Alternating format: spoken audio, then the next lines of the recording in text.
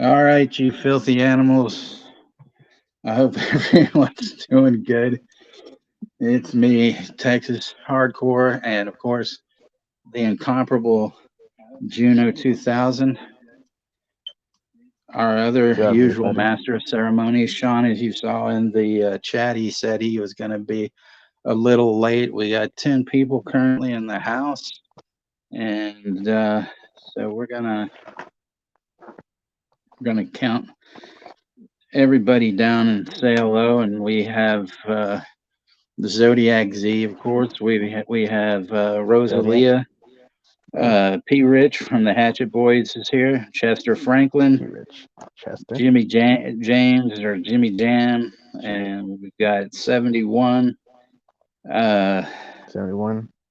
Juno, and of course, and that's looks like you know all the usual. Oh, and Ashton, of course. So we have the Ashton. usual suspects and Liv and Corey. So all Liv right. and Corey. Sorry I missed you guys because I'm trying to scroll through and everything, but it's good to see all of you. And apparently this is a first time watch for a lot of you, which um, it's a treat. I love this film. It's one of Hal Ashby's. I guess he made about a dozen films. Some of them I'm kind of, and some of them I really like, but I like this one the most. And so this movie has a lot of.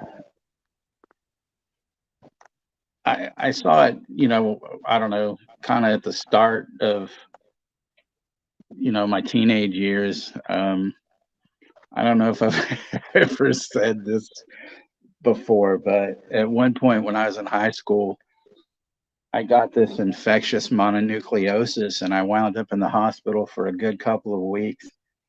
And it was weird. There were a lot of weird things. I mean, it was like when people had to come see me, they had to wear like a fucking like a gown and a mask. It was like almost pre-COVID. It was so bizarre, and I had to have blood taken out of me like twice a day. So then it like at one point, I remember this nurse. She'd come in and she looked at my arm and she's like, "No, throw it down," and grabbed the other one and gave me, took my blood. And I'm looking at my arm and I'm like, holy shit, I was looking like a junkie, or something because of all the fucking track marks of them taking the blood out and stuff. But I just, it's weird. I remember a lot of weird things. I remember the first night that I was in the hospital, I couldn't sleep.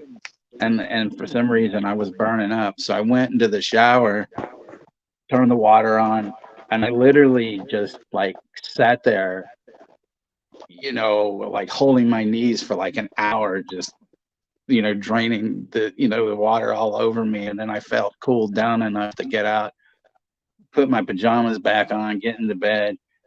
And so I still couldn't sleep, and I turned the TV on, and it's got to be about 2:30 in the morning, and they're showing that movie The Baby. And I don't know if anybody's ever seen that movie is fucked up. And if somebody has never ever like seen that, to see this shit at like 2:30 in the morning and you have no idea what this is, and it's like the most bizarre Wow. thing you've ever seen on commercial TV too, no doubt.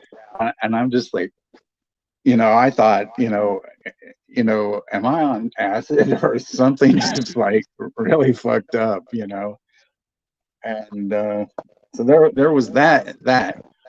But my mom one day she's like, you must be bored. Do you want me to go get you a book? And I said, yeah, I do. And I told her I wanted this book called Cult Films or Cult Movies by a guy named Danny Peary, and it's a great reference book. In fact, he wrote like 3 volumes. They're hard to get now, which is really shitty, and I wish that they were uh, more Reprint more it. available. Like reprint it.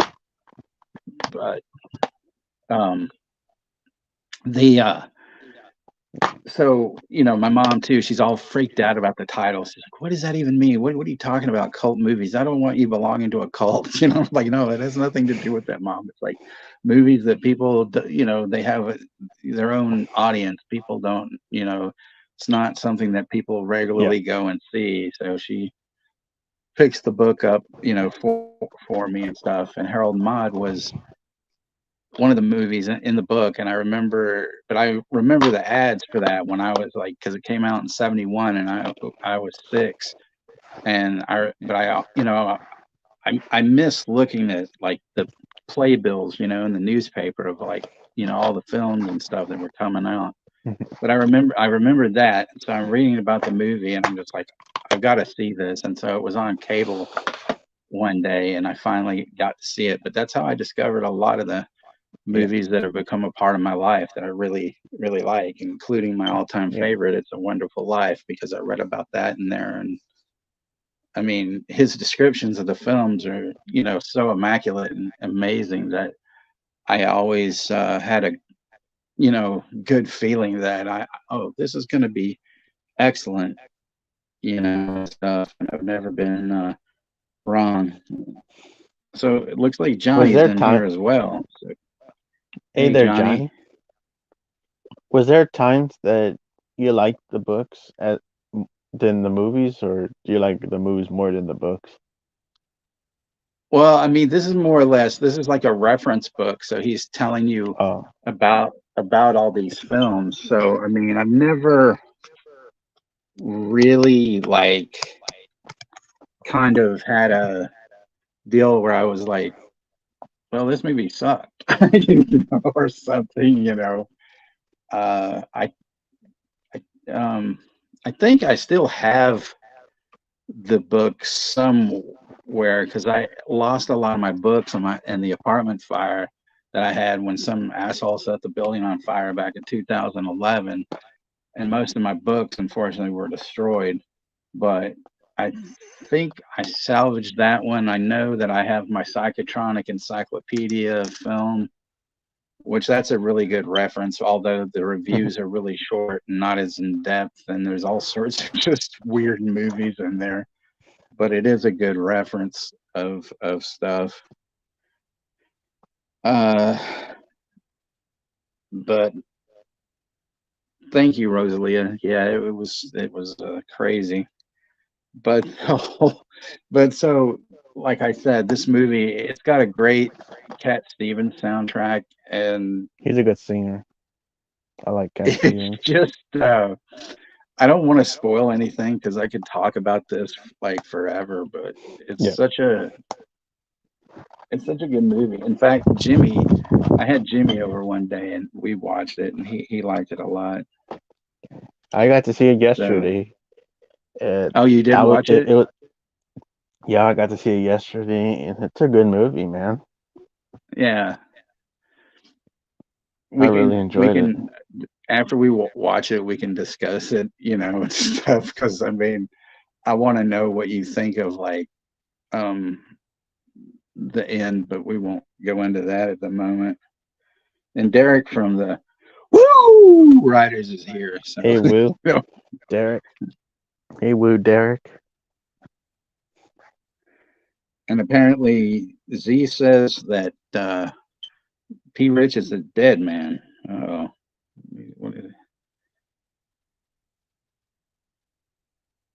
Oh man, yeah, Liv, that's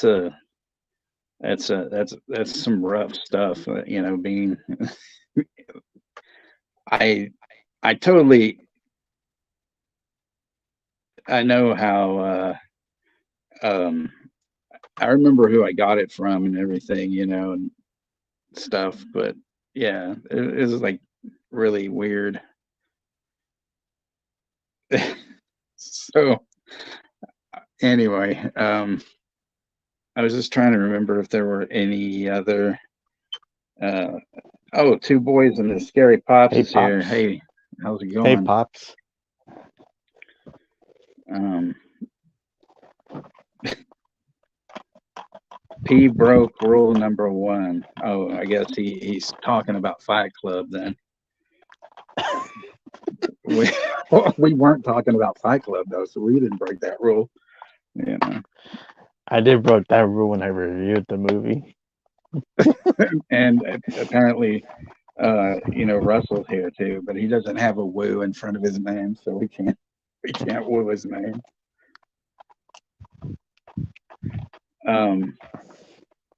But anyway, oh, okay. So one other thing was, I don't know if you guys know that, like, Hal Ashby had a movie called Shampoo with Warren Beatty, where he plays a hairdresser, but he's basically like a womanizer. And so this movie came out, I think it was about 10, and it was the same time as like Jaws. And I remember going to see Jaws because I wasn't going to see some movie which I thought was just about fucking shampoo. You know how when you're a kid you think, like, what the fuck? Who wants to see a movie about shampoo? And so I remember my mom and her boyfriend at the time went to go see that, and then we went and saw that. And then I think we saw Cuckoo's Nest. I think we snuck in and saw Cuckoo's Nest that day. That's a good one. Which was cool, and that was a good movie.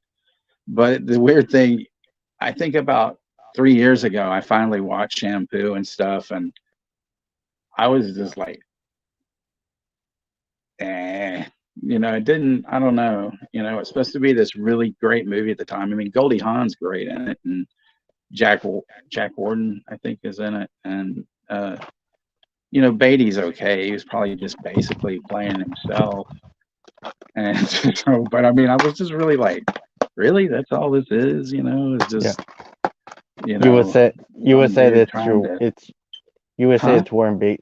Warren Beatty's weakest performance out of his other movies. Well, yeah, I mean, it was just, he was like about the same, he wasn't like he usually is, he was a dick like Dick Tracy,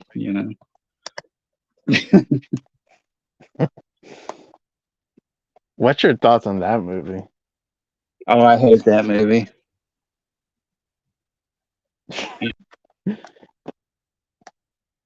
think there was like nominations for Al Pacino for that movie, which I didn't understand why that got. I mean, he's more over the top in that movie than he was in Scarface. I mean, it was like, Jesus, what the hell,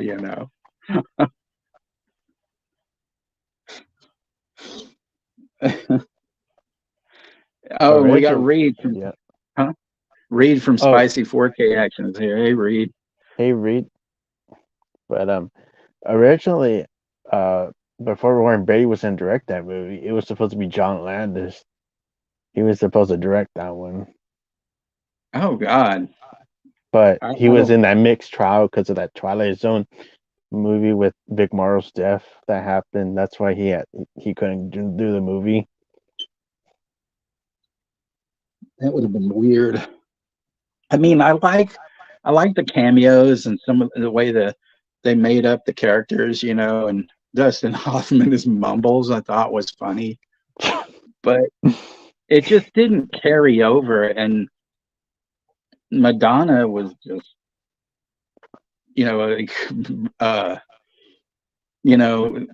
Breathless Mahoney was more like Breathless Mahorny, it was just like, what the fuck, yeah, that's one that, I needed an acid bath after. I just, it still creeps me out to this day. Yeah. No, thank you. No, thank you.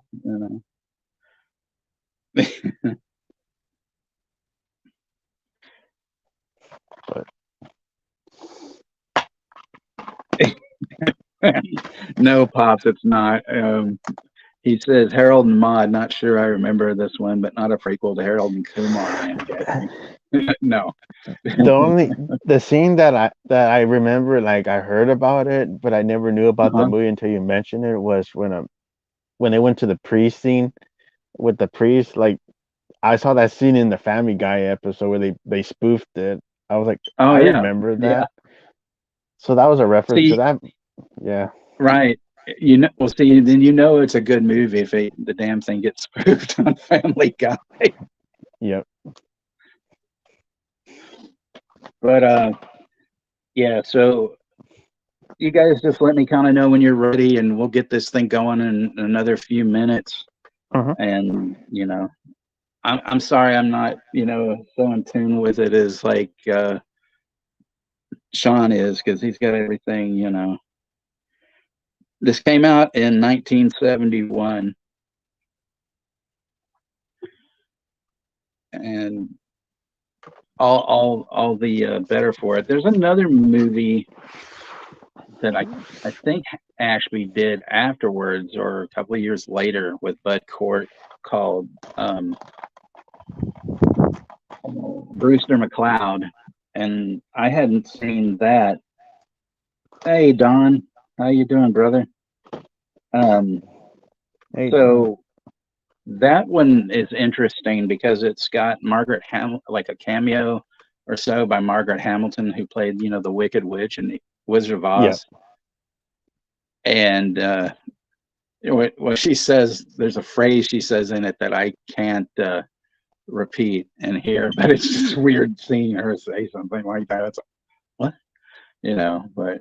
But that was an interesting movie, and they actually filmed it here in Houston. Like you can see the Astrodome and a bunch of surrounding places, and I believe Stacy Keach was in it. That was a real. I mean, it's a weird movie, but it was good. So, uh, yeah, Don says floppy hand heart stall. All right. Um, Besides this, Juno, was there anything you've watched in the past couple of days? I did see that movie Sting. What did you think of that? I thought it was a decent movie. Like I thought like the special effects was pretty cool and creepy, especially when the spider attacks people. Right. But like I would say I kind of like the other movies that I saw this year. Like I like Abigail more than Sting, but I did enjoy it as a creature feature movie. That's decent.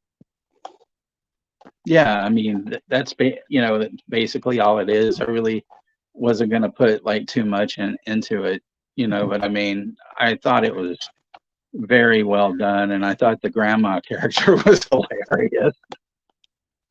Yeah, the grandma was very suspicious and hilarious. Yep. But I'm talking about like the one that she would just be sitting there and hear the noise, and then she's like looking around, and then she look back, and then she's like, exterminator, and she'd get up, she's like looking in It the was phone funny. book and then call She him just up, lets the and then she exterminator gets. She doesn't care about the whereabouts of the exterminator guy after he gets captured by the spider. right, she just totally forget everything, just like go back to sitting down and knitting, and then there'd be noise, and she's like, shh, and stuff. This was great. Yeah. When I was noticing about the movie Sting, I thought they were mentioning the Paul Newman movie Sting when I heard about it until you Oh guys mentioned it was a new one. yeah, no, that's the thing. So so it kind of. But I also got to be watched the Matt Max movies on Max. Oh, okay, cool. The Matt Max movies on Max.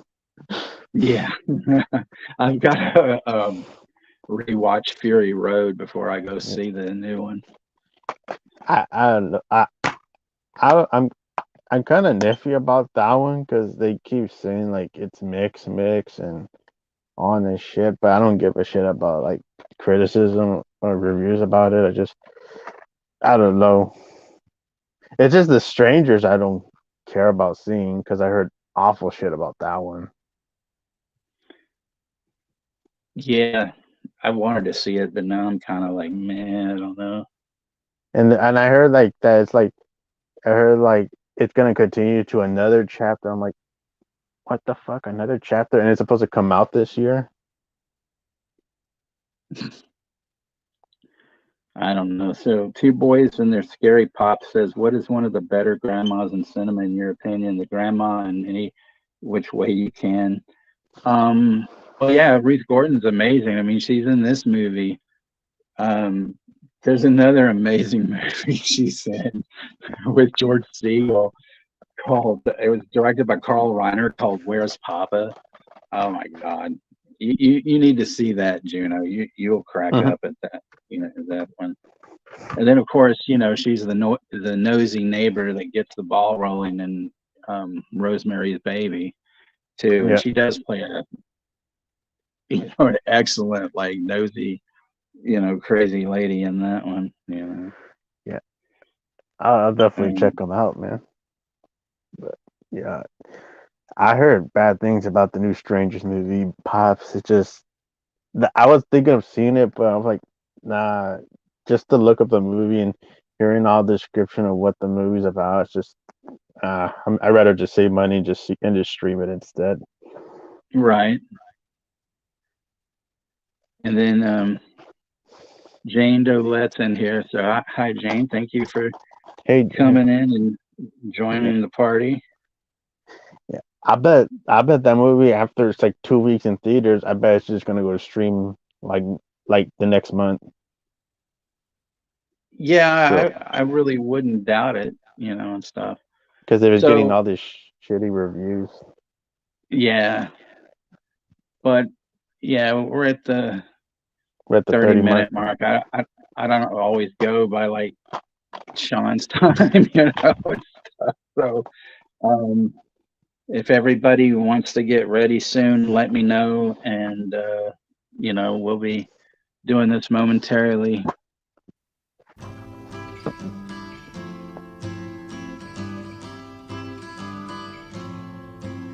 Well, Oh, that's nice. The trailer doesn't want to play. Fuck. I well, if you think want my to phone is just sing like out, hating me. and if you want to be But free, we can always 'cause there's a check the million cast things to picture be. of the You know that there are. Over the Edge again, if that'll show. But no, that's not showing.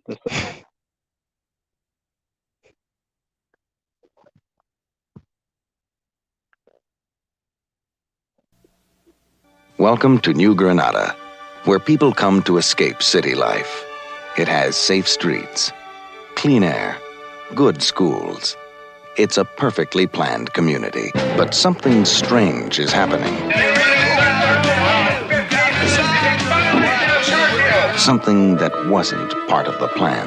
Seems to me like you all were in such a hopped-up hurry to get out of the city that you turn your kids into exactly what you're trying to get away from.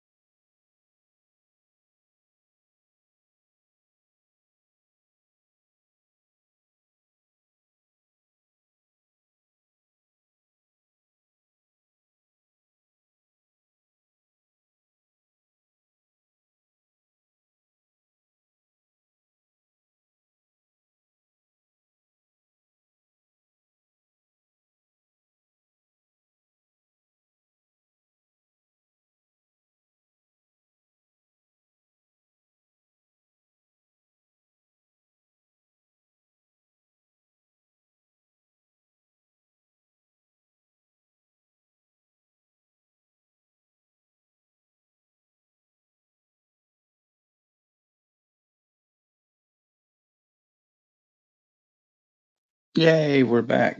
So I like that it has the GP logo instead of the PG logo before they changed it.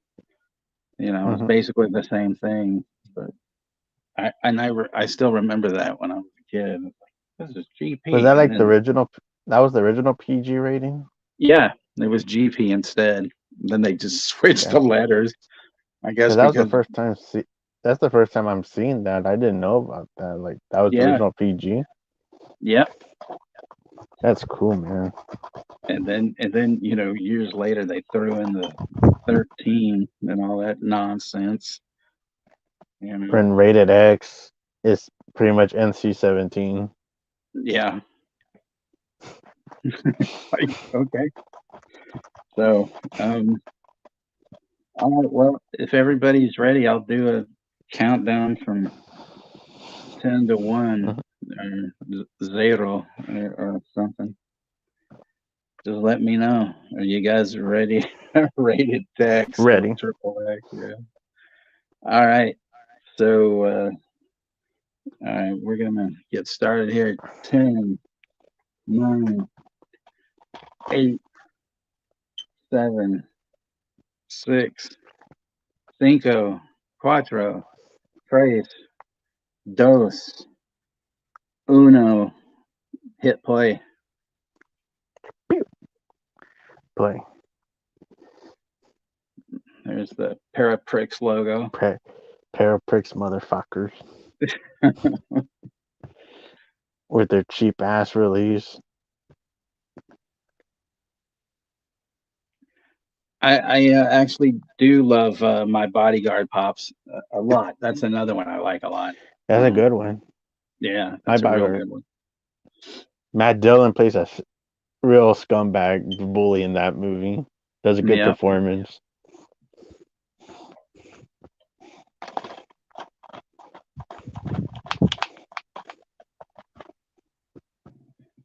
and I just love the beginning of this where he comes downstairs and all you see is Yep. his legs and shoes until you know it, and then they move up and he puts this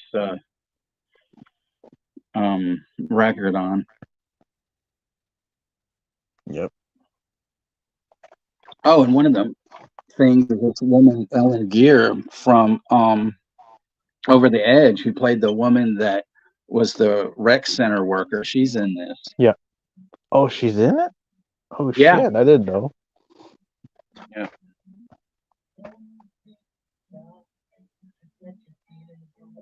Is she like a supporting character in the movie, or is she just a yeah. minor She character? is. And then I don't know if you noticed, but I'll point it out to you when we get to it. But there's somebody Mhm. else. It's like their first role. It's Oh, very small, but you'll see.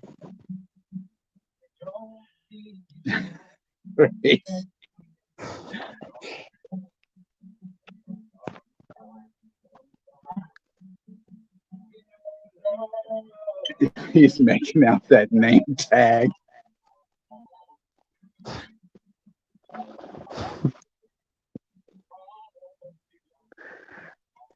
And then, I love the whole thing that, well, before this happened, but, his love for going to funerals and stuff, and yeah. everything.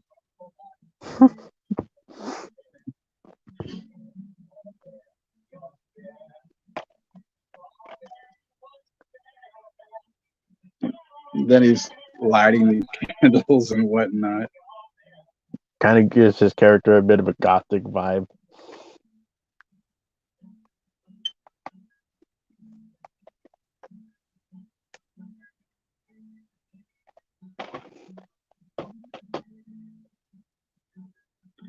And Mr. Danielle Harris Joseph is in here.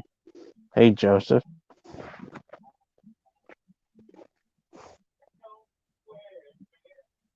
Hey, Mikey. Hey, what's up, Mikey?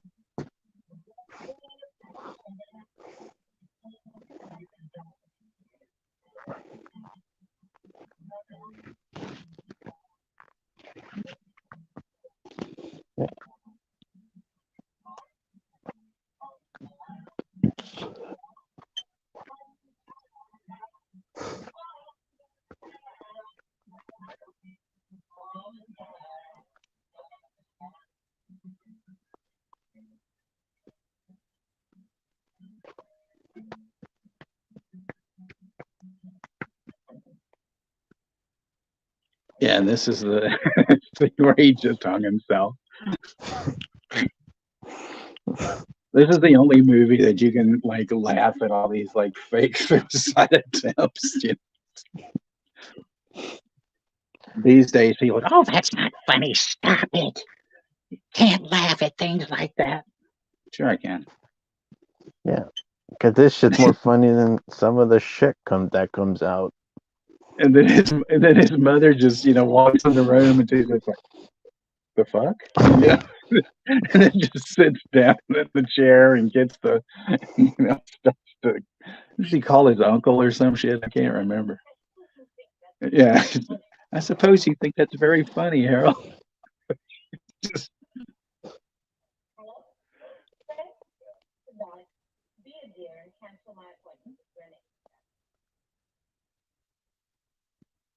and then he's sitting there chuckling and stuff. He doesn't give a shit. And then he starts trying to say, I'm really joking here. Damn it.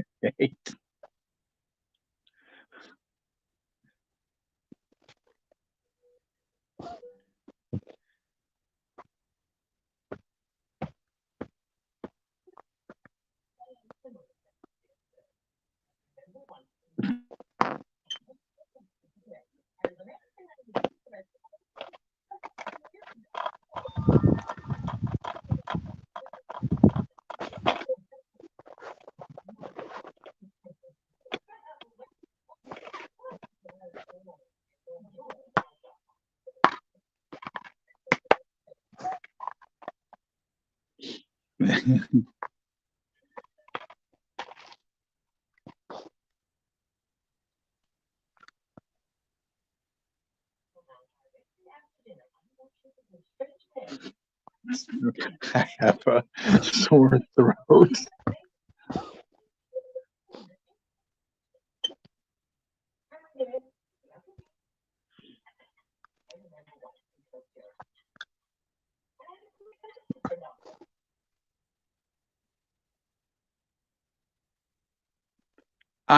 Rosalie, I do like Arthur. Both of those are fun. 10 is okay.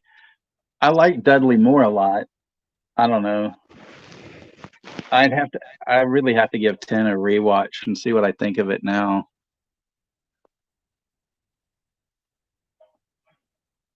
But Arthur is great. He's in the bathtub and all sweating of his wrist and stuff and all the blood. This is too much. Fuck, it's too. And then he just sticks his tongue out like, fuck you, Like a lizard.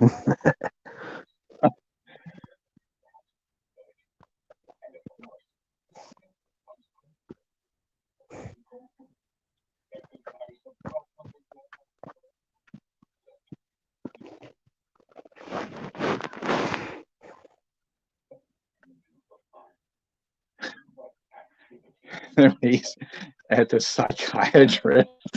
What do you do for fun?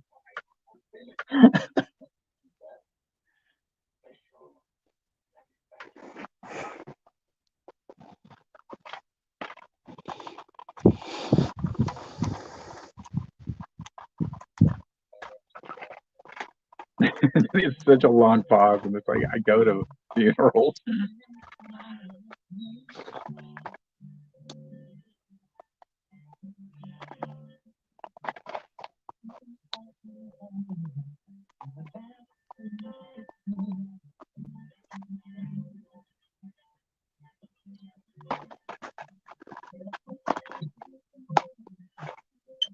And then when he buys that car and turns it into the hearse and everything.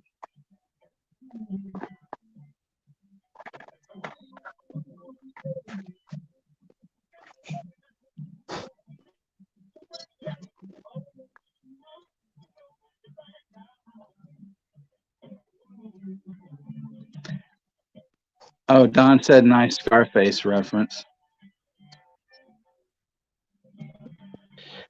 Oh, the what reference? I don't know. He just said nice Scarface reference. I missed it. Zodiac missed it too. Maybe it's because he was the guy sticking his tongue out. Oh, that shit looks like a damn lizard. Oh, okay.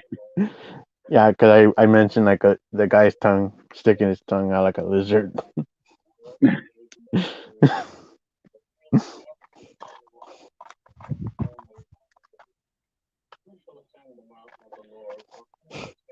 And then one of the funeral scenes where he sees Ruth Gordon sitting on this tombstone way in the back and eating an apple.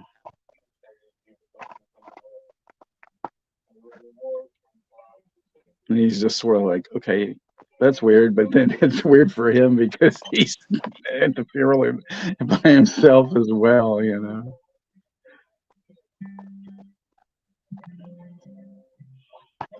Is there a movie from the 70s, 75 era that you think would benefit today with a remake? Oh no.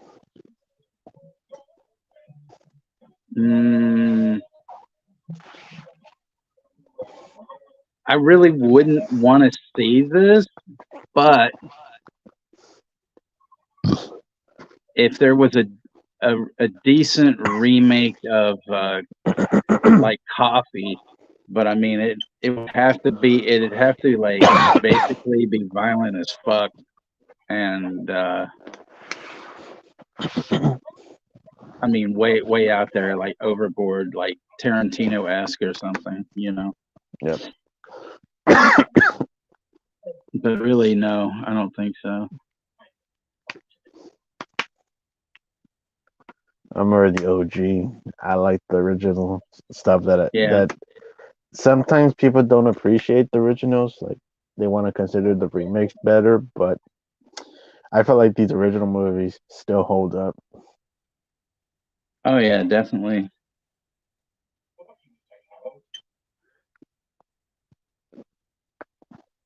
Like when I mentioned, like when we were watching The Tingler, I was like mentioning like those are the movies that a lot of people don't seem to talk about because nobody want to talk about black and white movies. Like those are really good ones that I grew up watching. Right. It always kind of irks me when people say, "Oh, I can't watch black and white movies," or "I can't watch movies with subtitles," and I'm just like, "Fuck is wrong with you?" I mean, to me, that's like somebody that says, "I don't like chocolate cake." It's like, nope.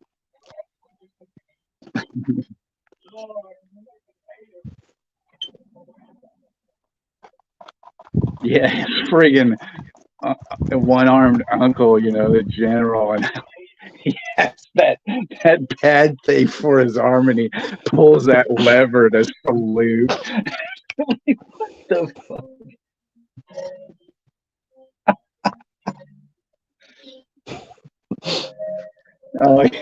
And then his mom, where she's going to go sunbathing or whatever, you know, and stuff, and then he's floating in the damn pool like he's drowned. And then, yeah, she's gonna go for a dip herself, and then go like, "What the Don't fuck?" torture a duckling. Oh, that's a great movie. I don't know, that He shot looks where he's like like floating in the water, it kind of looks like that shot where they find the dead boy floating in the water. Oh, that kid, yeah, that first victim, that kid. Yep. There's never been such a greater movie of watching like a priest fall off a mountain, and then you see the dummy of him just go, and all the sparks coming up off of it. You know? Yes, Mikey, Barbara Boucher is definitely hot. She's swimming by him like nothing. I just love the fact that he's in a suit, you know, just like fucking floating in it, you know.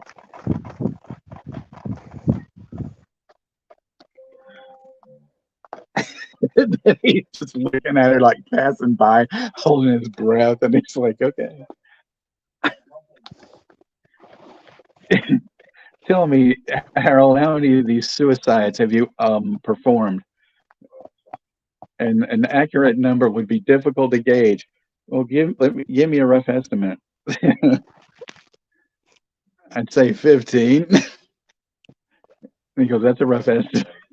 And were they all done for your mother's benefit? No, I would not say benefit.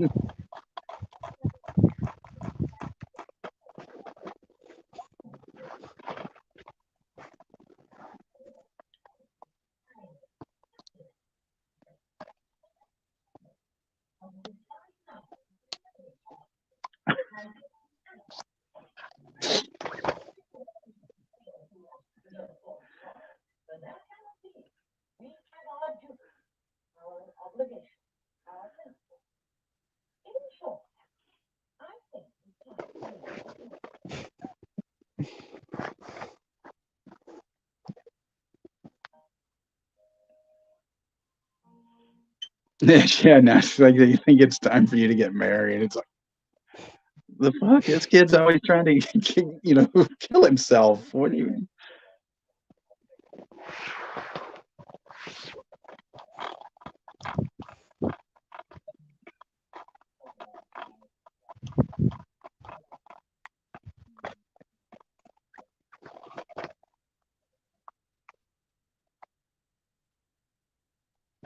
That's a killer book, Mikey. I saw your video on that. I liked it a lot. That's a badass set. Yeah. It's a lot better than the fucking bullshit book, digibook that they gave a couple years ago. Which I thought was a lazy ass packaging. Pops, It's a Wonderful Life is my favorite movie of all time. That's like my number one. Followed by Dawn of the Dead and Phantasm. So, it takes their way the fuck off the mark. That's a good trilogy. And this is where he finally meets Maude at this one funeral, and she asks him if he wants some licorice.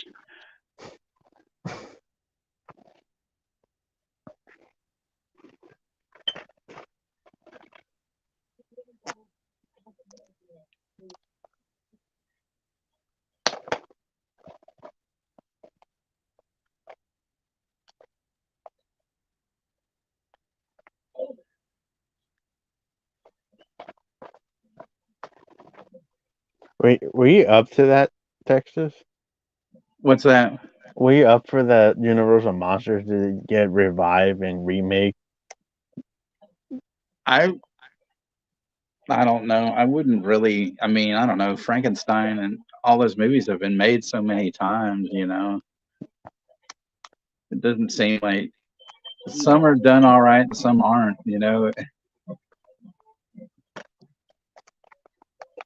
I fucking hate licorice, Rosalie. When I was a kid, I used to have asthma really bad, and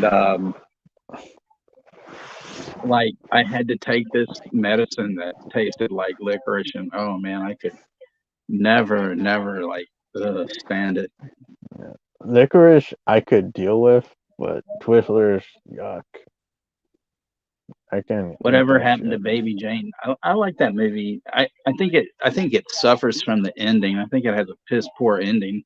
That's something that maybe just sort of maybe could do with the remake, but they wouldn't do it right. I mean, it was it would have to. I don't really think it needs a remake. I'm just saying if there were, it would have to be so close to the original. Oh, and here's when she steals the priest's car, which is great, and stuff.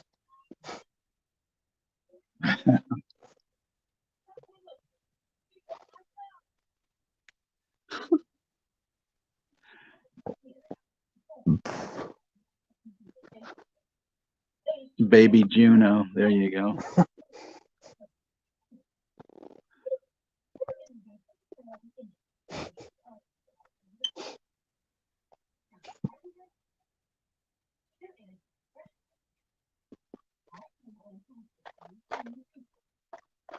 and it's where she's filling out the questionnaire to get him dates.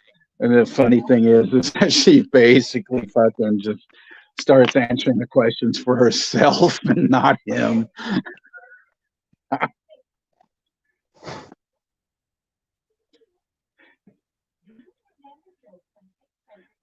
And then he's got this box. This is the scene where he pulls the pistol out and everything.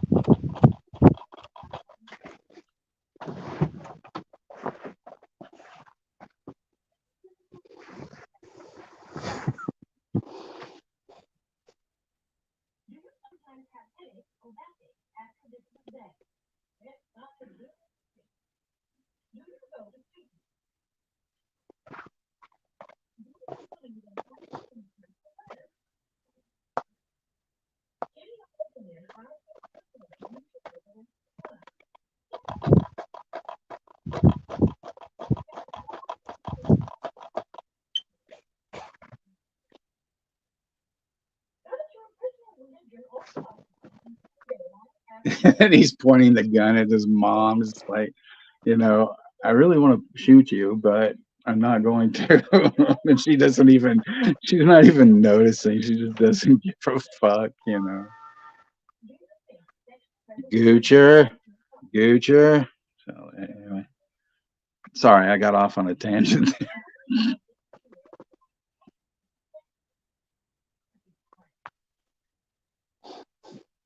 You find it. And then there he goes. Bam! Shoots himself. And then, Harold, please.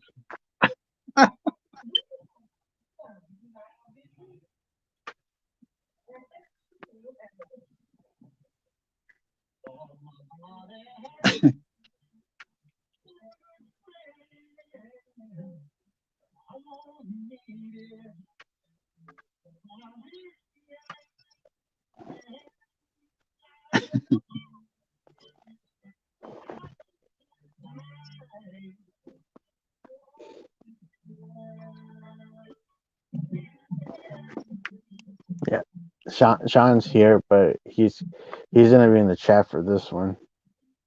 He's what? He's gonna be in the chat for this one. Oh, okay. Uh-huh.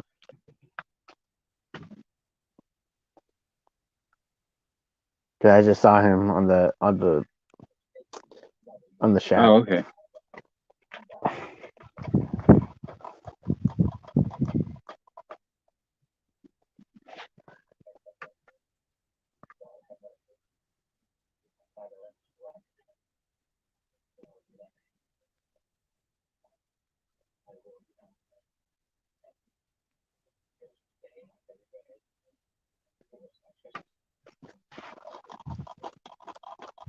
So now this is about like the third funeral, and he's just kind of standing there, but then she's, Maude's there, and she's kind of scoping him out, and she's kind of leading the way too, with like everybody kind of following her, and of course she like doesn't know who the fuck this person is, and stuff. She just waves at this guy. She just was going, so.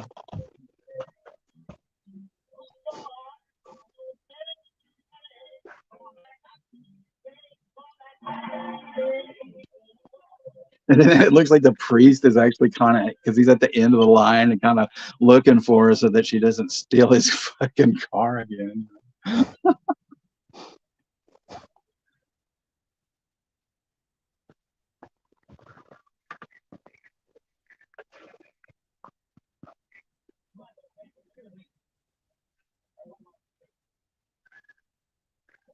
Yeah.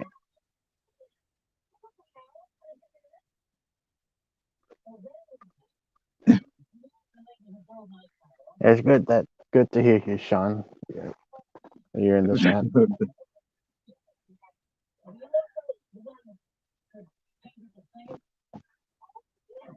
Oh, timestamp. Get home safe. Hold on. Let's see. that. I'm at 2408. 24. 24:15. This time she's taking Harold's car. She's like, he'll need a lift, you know.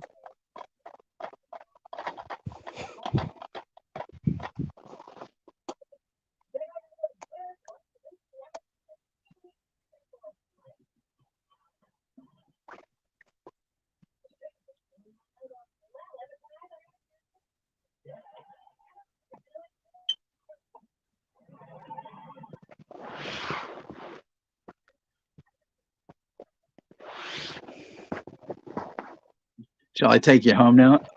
This is my car.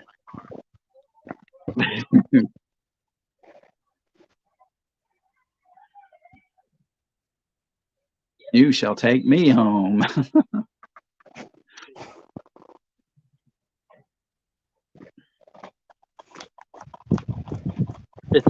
It's got such great like scenery shots of the Bay Area before it all got gutted and all these fucked up buildings and shit were put up. Mm-hmm.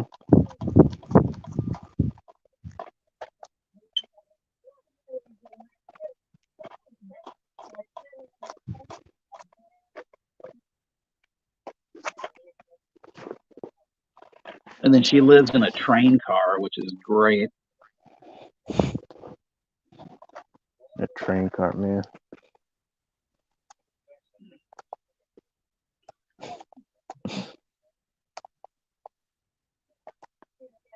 Not a bad place to live in.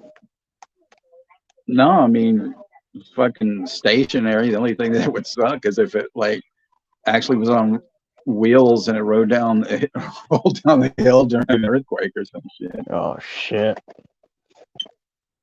But I mean, the way they have this decorated with all the flowers and just, you know, all these, you know, knickknacks from like time gone by, it really, you know, because it fits her because she's so eccentric, you know, but she's like carefree about everything. She just doesn't really, you know. Yep.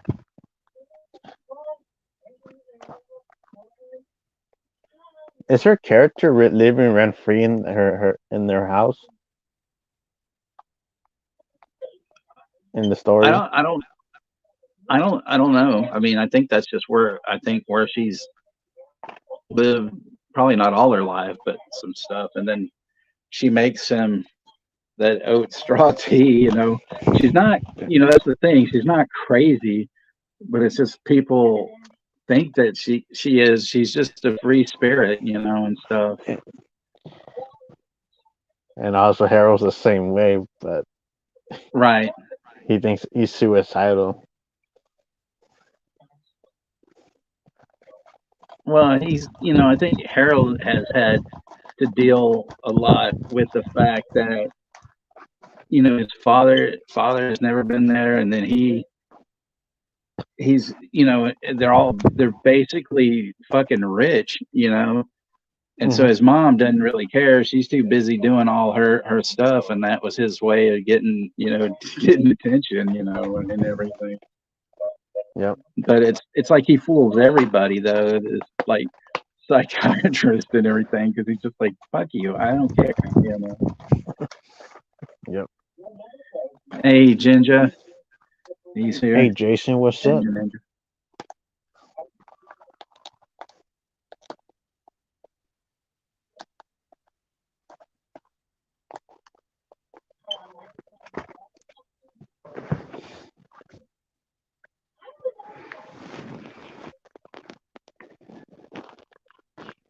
So then here's the first date. The way he's pointing it, oh, that's her. And he's like, oh, okay. And it's so weird the way that glass is because it makes his face look kind of bigger and weird, and it's like, what the hell?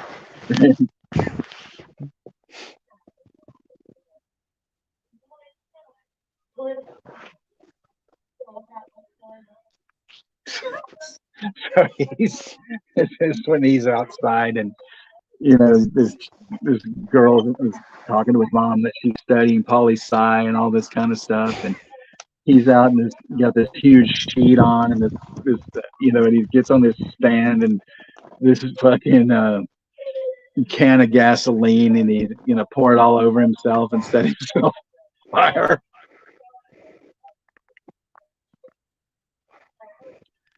Juno, would you want an animated horror version of A Nightmare on Elm Street?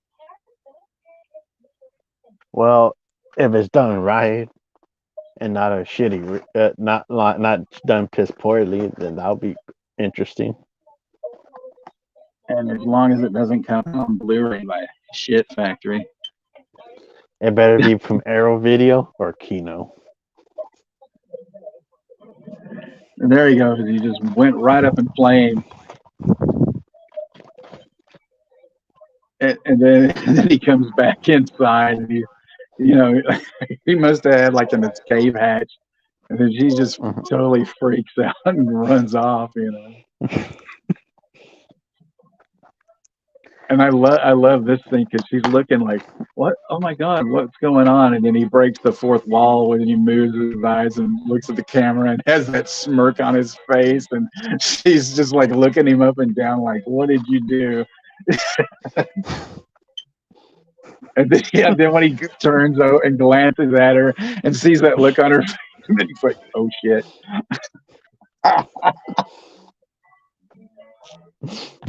Oh shit.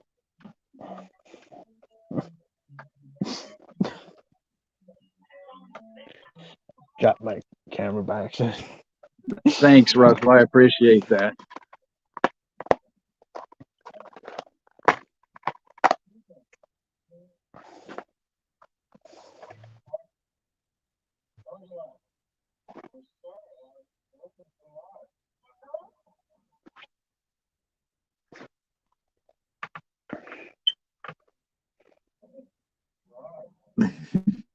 This is the guy's doing this ice sculpture of Maude, like, and she's hiding, like, well, she's behind that thing, and it's gonna be like she's like nude or whatever.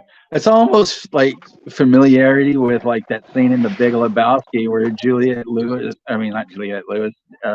Moore is nude, and she flies down that thing, and stuff with the paint. Yep.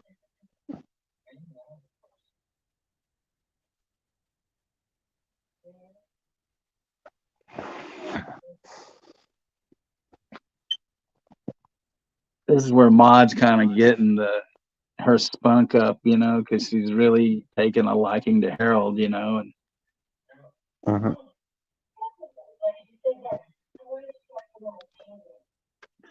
I've had a few friends hate this film because of that whole thing, and I'm just like, what? Who gives a shit? It's like how old she is and how young he is. Who gives a fuck? I don't blame Harold. She is pretty hot, I gotta admit. For an older woman, she had some looks. I mean, I've seen pictures of her when she was younger, and she was, she aged really well, actually.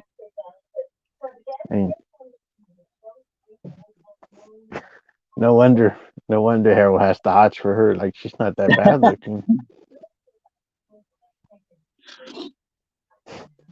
Does he carry the banjo everywhere he goes? Just about P. Rich, but not quite. Oh yeah, and then this is that weird fucking machine that she made that like has all these like different smells and stuff. It's almost like something out of like Wonka or some shit. It's kind of weird. This shit's better than that Wonka bullshit that came out. No, I'm not talking about that movie. I'm just saying something that would have been in the, like an invention that Wonka would have made, I just wanted to mention a piece of shit that we're not watching a piece of shit. We're watching a really good movie. Russell says Juno knows his movie stuff also. I agree. Yeah. And then Yeah, Texas, if you could see some older horror movies, that's black and white, as a double feature on the driving screen in the summer, what would you enjoy seeing? As far as black and white, I would go with I was a teenage werewolf and I was a teenage Frankenstein. I'd go with those. those are good Probably the double Tingler feature. too. I'd make it a triple feature. I'd. For me, I would do Earth versus the Spider and Little Shop of Horror. Yeah, those are good That would be my choices. double feature.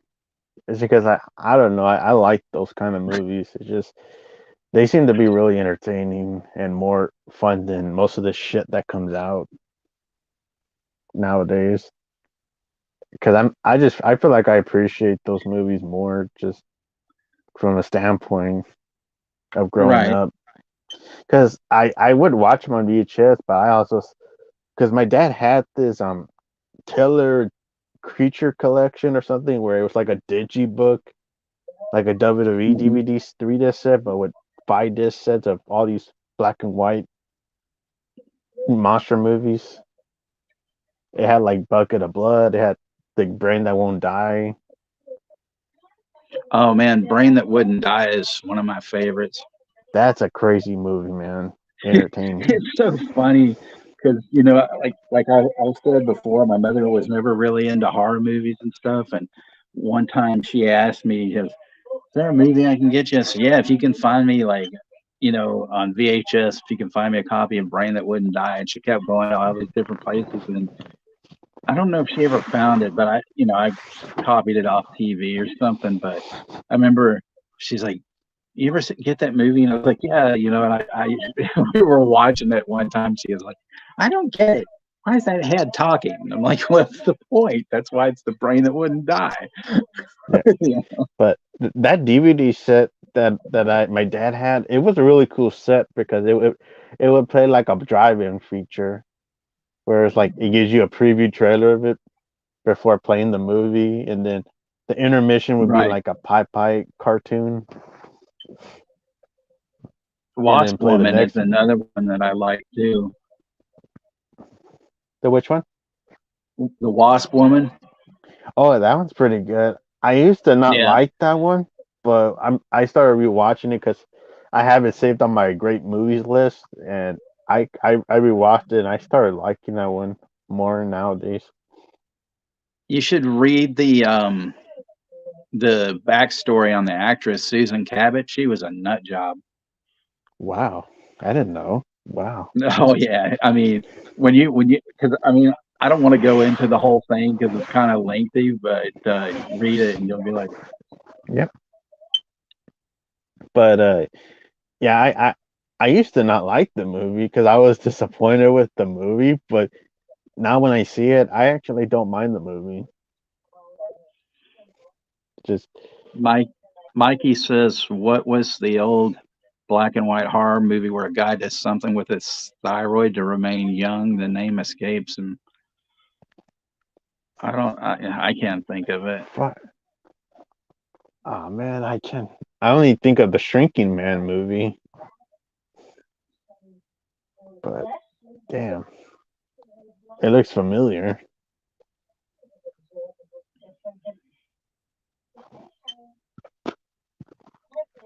And Shamarlos is here. He said he just had Chinese food and he's in a new Hey house. Scott. Yeah, Chinese. Did you food's break into good. the house or what? I mean, if you didn't, that's cool. But if you did, that's even better. I mean,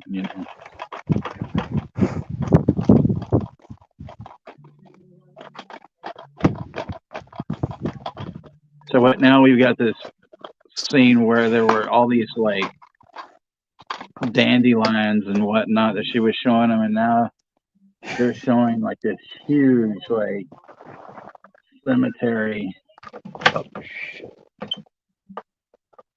and stuff. Damn, that's huge.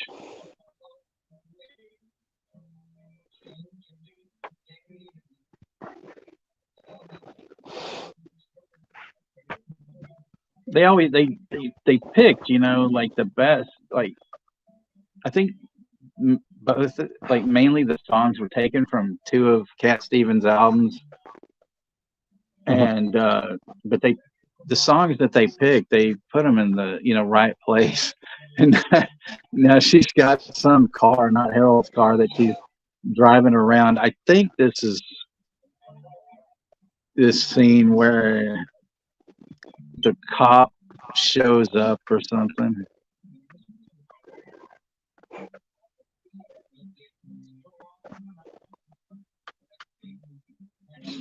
That's cool, Scott.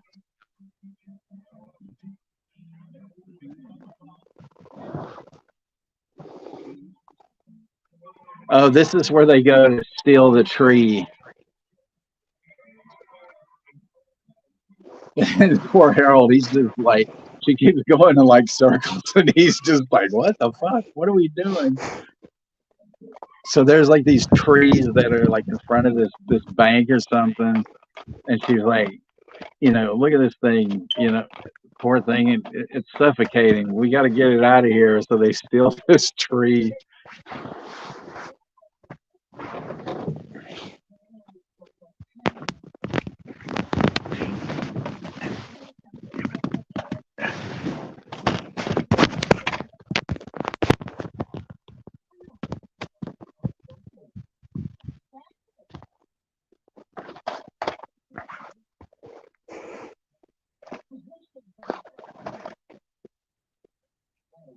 And then the cops are looking at the car like,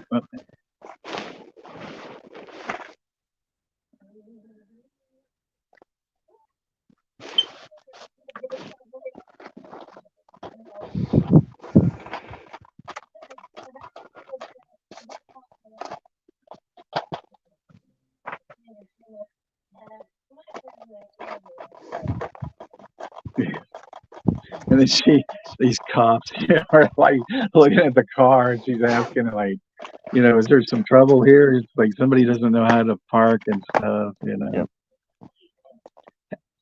Thanks, Jason. You have a good day at work and whatnot. Appreciate you coming in. See you later, Jason. So then she steals like another car. There's a lot of thievery in this movie for a woman who wants to be such a free spirit,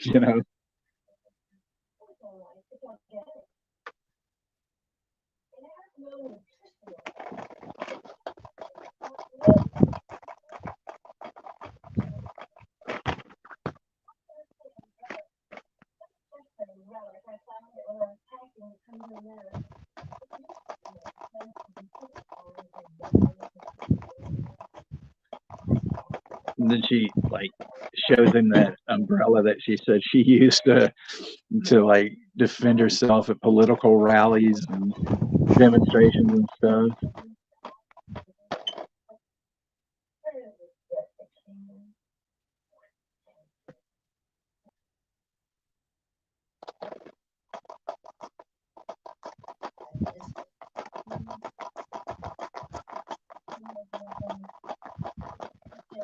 Jesus there, Juno, you carving a statue? I'm just fanning myself. I'm just holding the snake movie.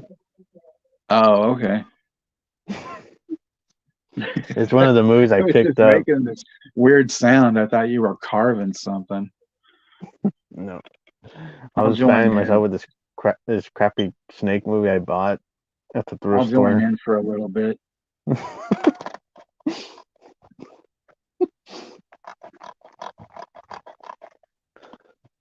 P. Rich, Ruth Gordon, she was in Rosemary's Baby. She played the noisy neighbor. Yeah.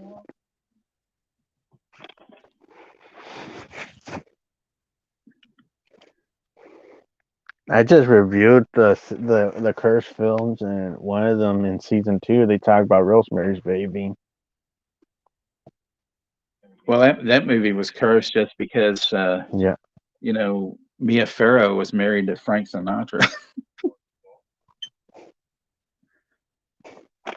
He hated when she cut her hair for that movie too. He was pissed. I could just see him. I'm gonna go down to every fucking casino and beat these bums. You know, why did you cut Didn't your they make like fucking a hair? did they make like a crappy sequel after? Supposedly there's one, yeah.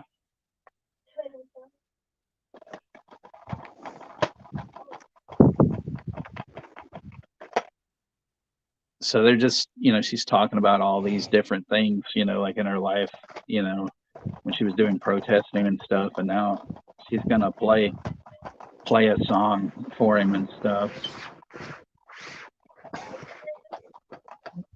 You're welcome, P. No problem, brother.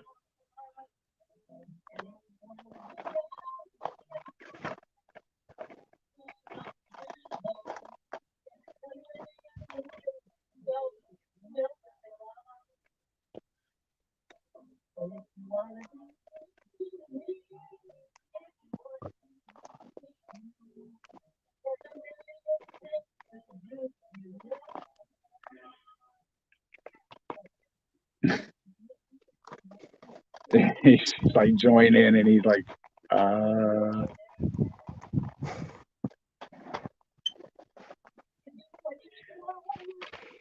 You've seen Dogma, right? Juno. Kevin Smith, Dogma. Yeah. I enjoy it. I think it's an underrated movie. Bud Cort was the guy who played God that was in the hospital. Mm-hmm. So yeah, that was Harold. He was in Dogma playing God. The same actor? Yeah. Oh shit! I didn't know that was him. Yeah. Much older, of course, but yeah.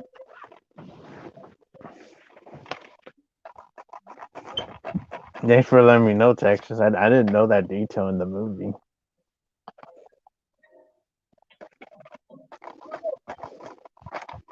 Do you own that movie, Texas? Yeah. You're welcome, Pops.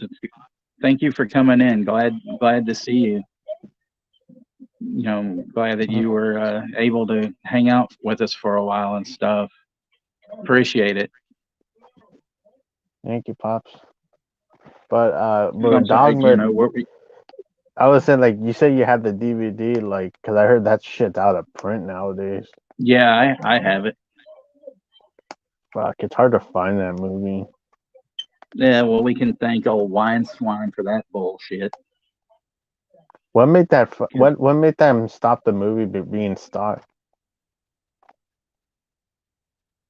Well, the weird thing is, I guess he owned the film and everything, and then but then I don't know. Some people thought that it was too overtly, religious, and all that. So then Sony took over and put that out, and they distributed it into the theaters. But then, of course, I guess either the revert, there was some kind of deal that Wine Swine worked out or something.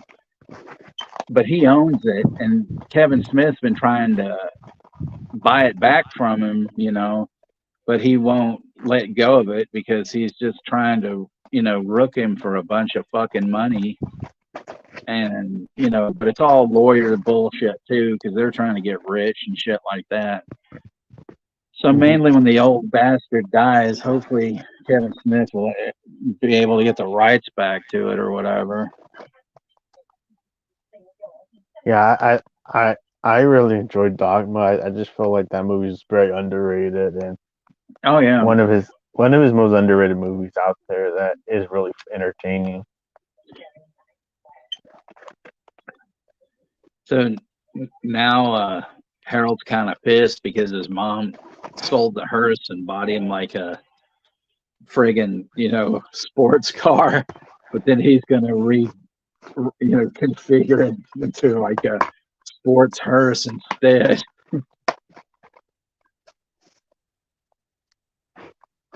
His looks are just hilarious, the way he's just like looking before he puts that helmet on. So okay, so now this is where they go to take the tree to bury it in the forest, and she didn't pay the toll, of course, and they're in a stolen car. So, okay, this is the part I was going to tell you about, Juno. This cop right here. That's Tom Skerritt's first role. No shit, Tom Skerritt, who played Dallas in Alien. Yeah, Holy shit, that's him in his yeah, first role. yeah. Fuck, I missed that when I was watching it yesterday. Fuck, I didn't know that detail. I don't think he's even credited. Yeah, thank you for letting me know, Tex. It's just I didn't realize he was in this movie. Right. I love how she just takes off and he's like, what? You know, he was very nice. Oh, yeah. Sneaky old bad. It's such a like, those great shots of the bay there, too. Yeah. A lot of movies that they do that in the past where they have the great shots of every setting they're filming in locations. It's always epic.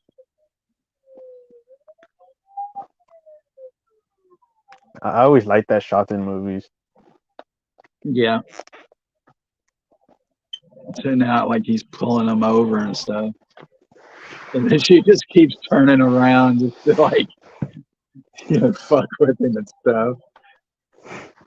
And then he like falls over and she's just like, whoop, the fuck out of there, you know.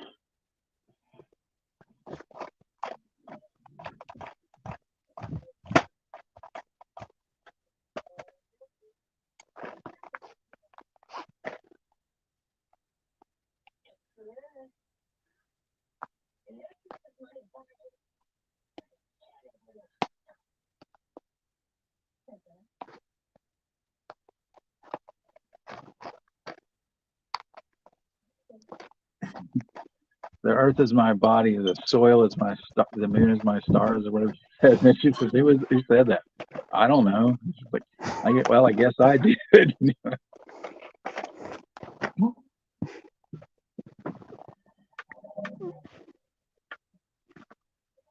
Oh, he's given a ticket and they pass right by him again, and he's like, oh,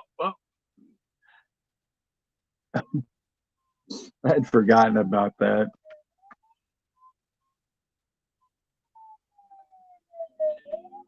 Chester says, fun fact, Harold Maude was based on Colin Higgins' thesis film at UCLA.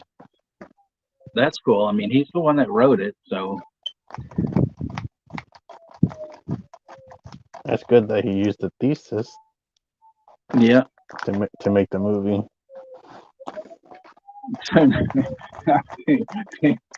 Pulling him over again. I forget what she says, but I know it's like.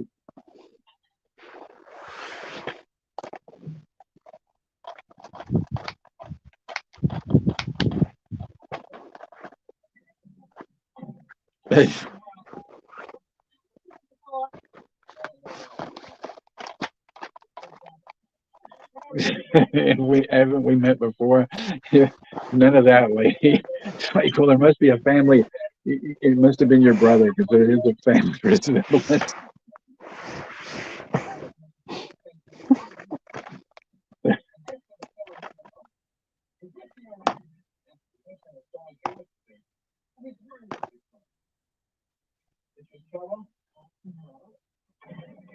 Possession of a stolen shovel.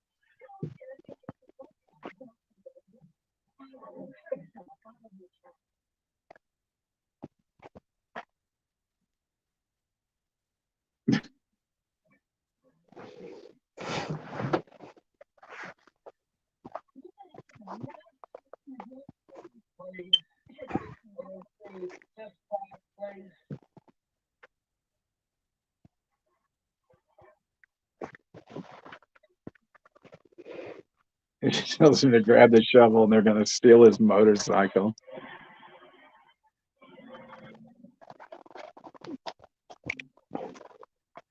Honestly, P, I fucking hate that movie. And I do like some musicals, but I don't like that one at all. So I would say no. And it doesn't exist here anymore, thanks to Marvin Zindler, or we could all go and party, and that would be better. But there, I don't know of any houses of ill repute here anymore. Not that I ever knew of any of them to begin with.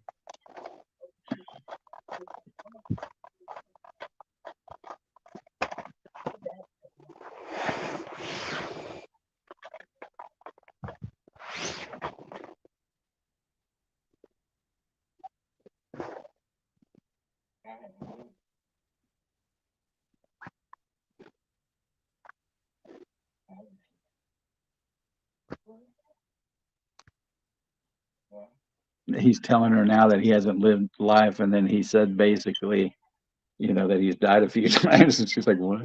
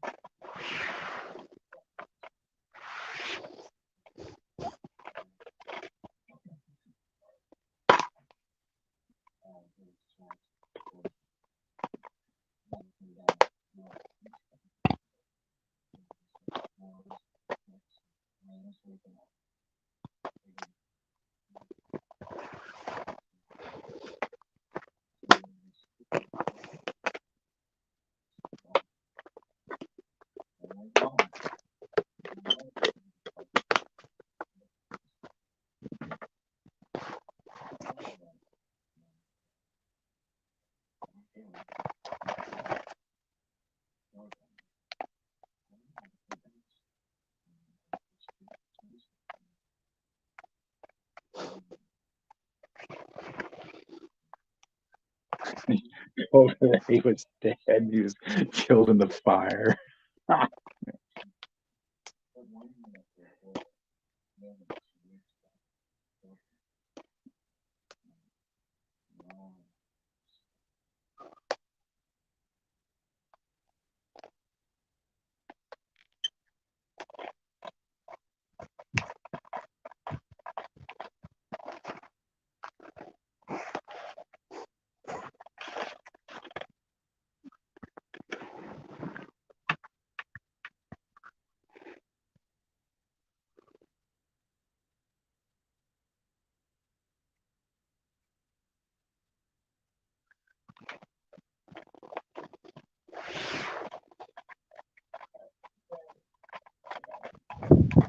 So then, he said right then he enjoyed being dead. He starts,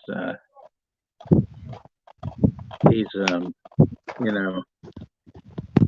because I guess, she never paid attention. And then I guess he couldn't believe that she actually thought he was dead, but it didn't seem like, she cared. I guess that was his thing.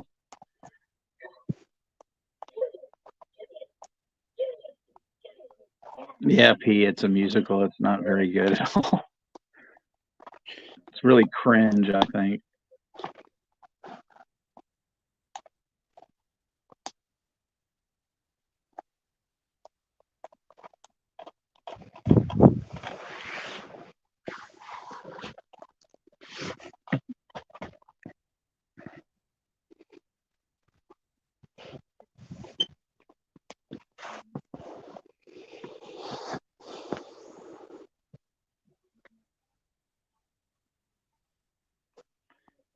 Oh yeah, I like Silver Streak a lot. I mean, I pretty much like most of the movies that Gene Wilder and Richard Pryor did together.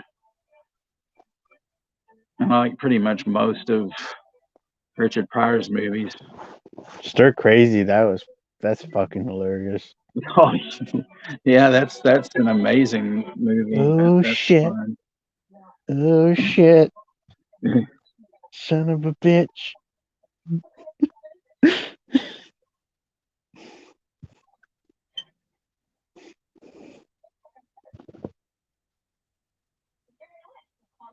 So yeah, this is the next date now.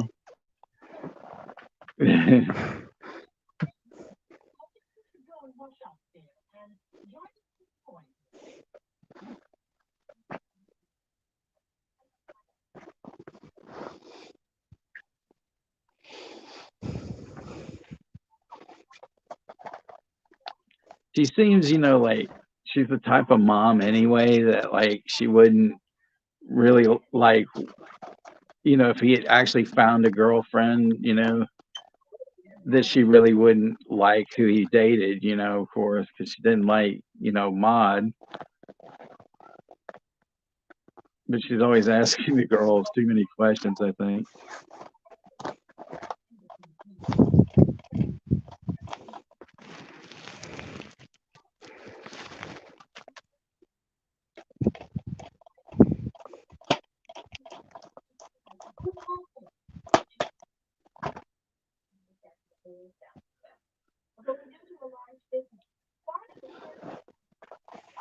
Oh, yeah, he pulls out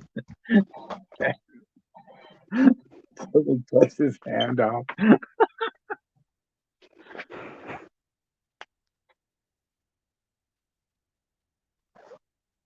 And there goes date number 2. It seems like he doesn't care about these days. He just wants to go. He wants to stick with Right. Maude because Maude really he connects more with Maude.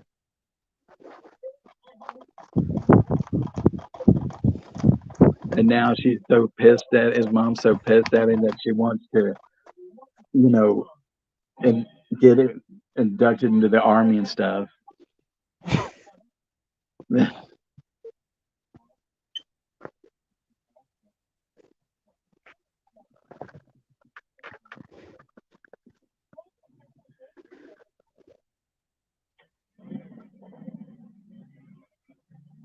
It's so funny how they, he tells Maude, and she says, well, historically you'd be in very good company, but she decides, to help him out.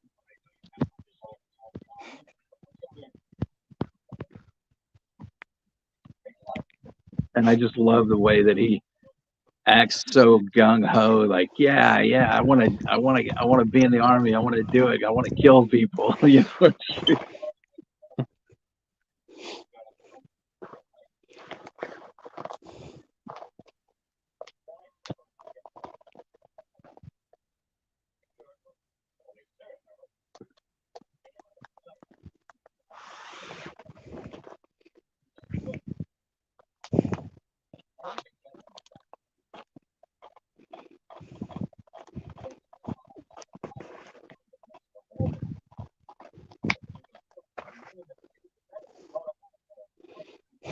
And then, like, the whole fucked up thing is like they have all these veterans and like nobody, like the one guy's walking by, he can't see, and then the other guy has those crutches, and he just kind of goes to the side and falls down, and like nobody notices.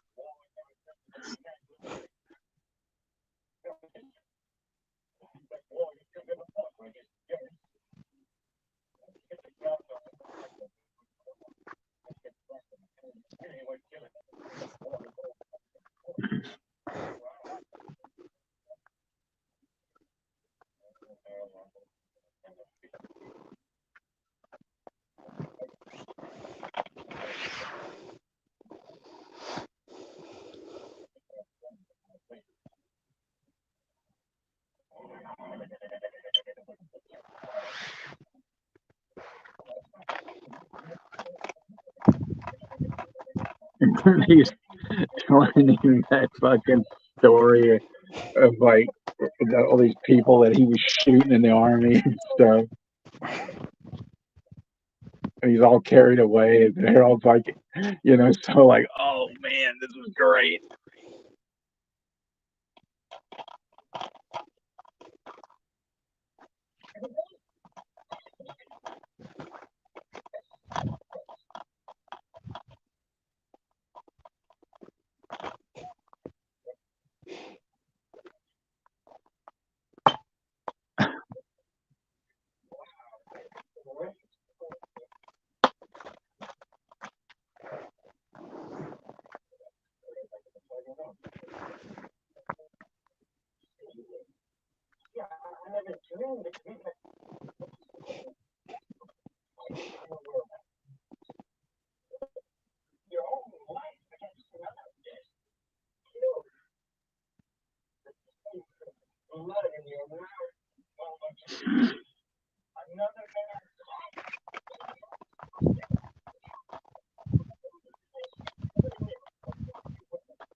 Will he really teach me how to shoot and stab people? Hand-to-hand combat. To strangle somebody and choke him. It is. I think you're getting carried away, Harold.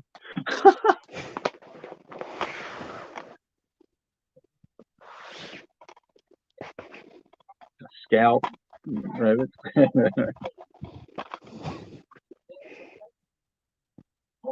And then he pulls that shrunken head out of his pocket. I love that. Got my shrunken head. And then Maude there, like saying she's petitioning for peace and stuff. And then Harold's yelling at her, calling her a commie bastard.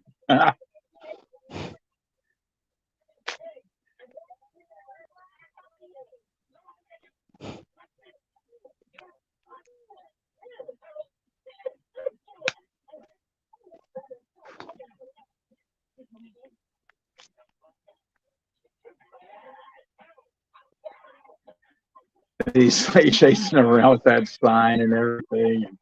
You know.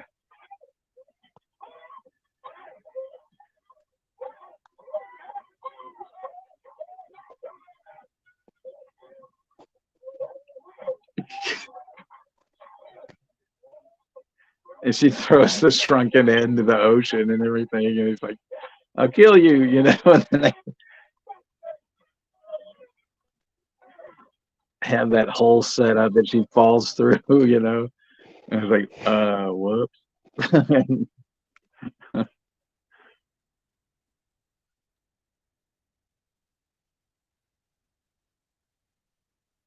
And then all the general can see is the reflection of himself, and he's just like looking at Harold, you know.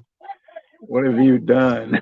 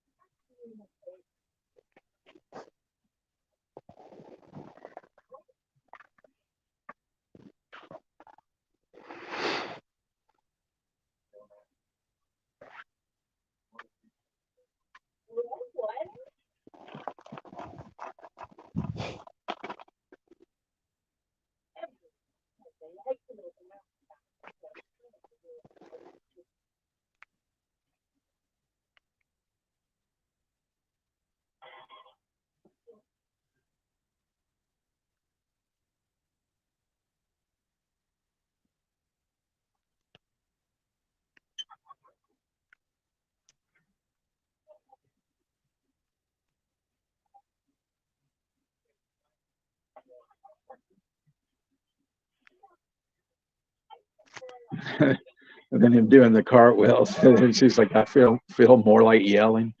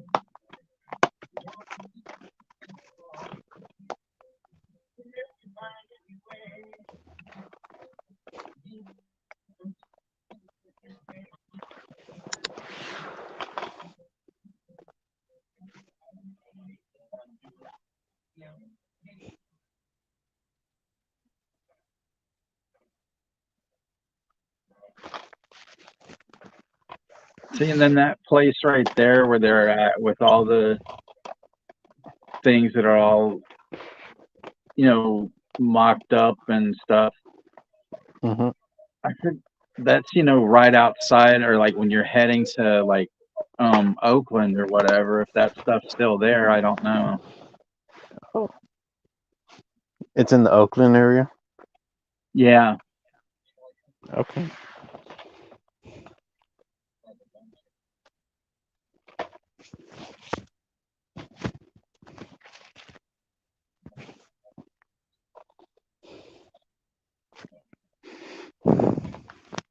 Yeah, and then this is when he notices she's got the number on her arm from when she was in the concentration camp and stuff.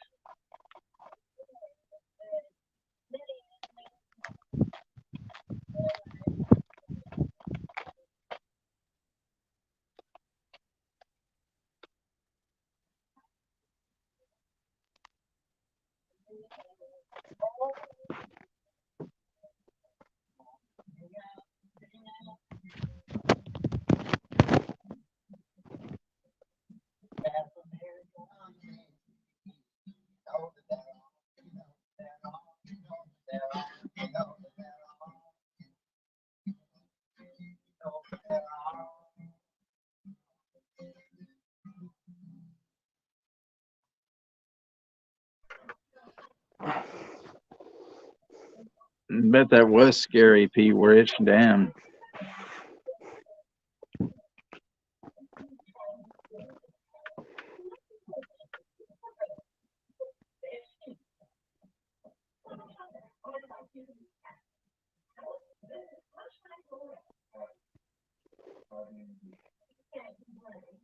See, I think this is Ellen Gear from Over the Edge. I think that's her. The one that plays the rec center teacher. Yeah.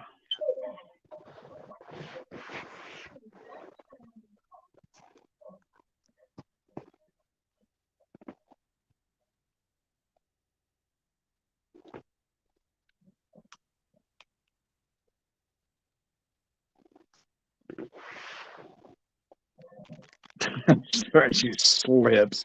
She's walking in that hallway and stuff because of those boots.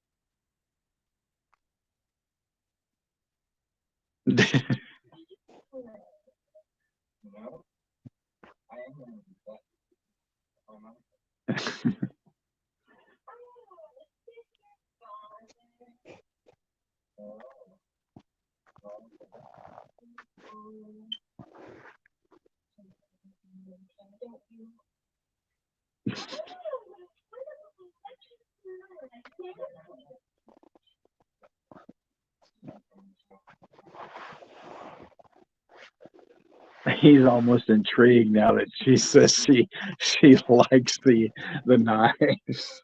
So, and then he's telling her about Harry Carey.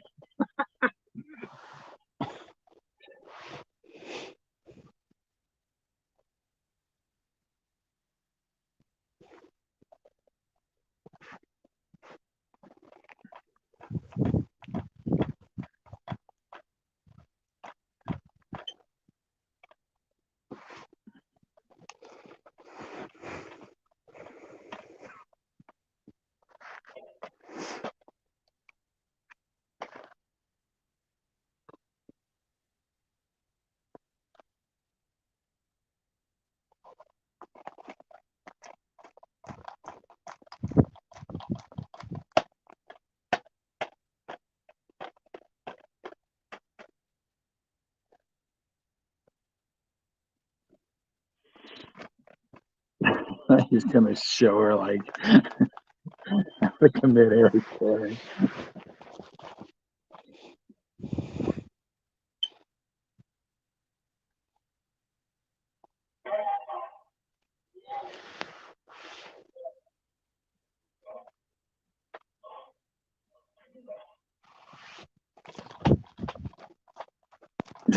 He says sukiyaki. It's like, what the fuck?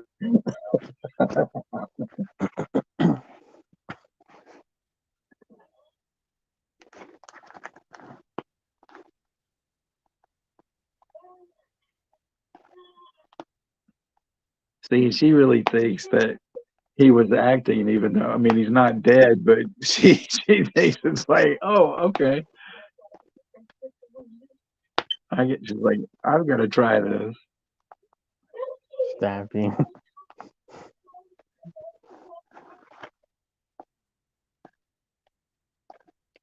With a fake knife.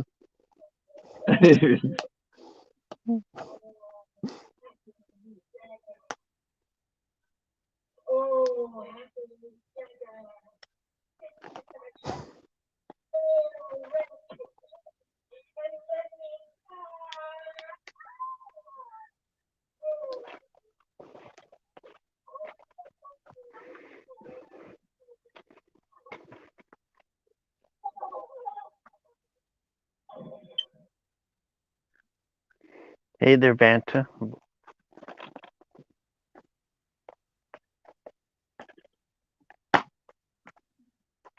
Vanta Black's in the chat. Nice. Hey, Vanta.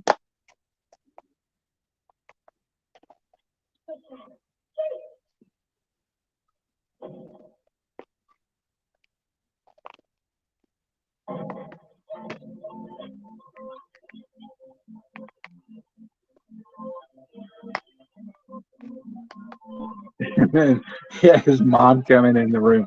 That was your last date.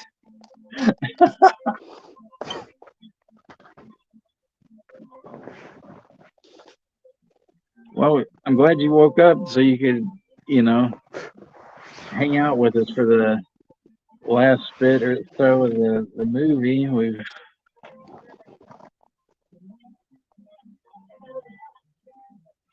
We've got about 15, 16 minutes or so left. Oh, right there, the long-haired guy there looking at the trains, Juno, that's Hal Ashby. That's the director. In a cameo? Wow. Yeah.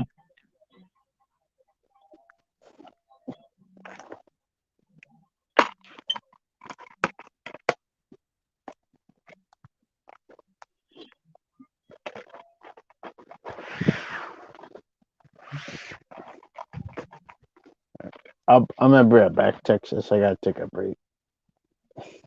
Okay. Yeah, I'll be back. All right.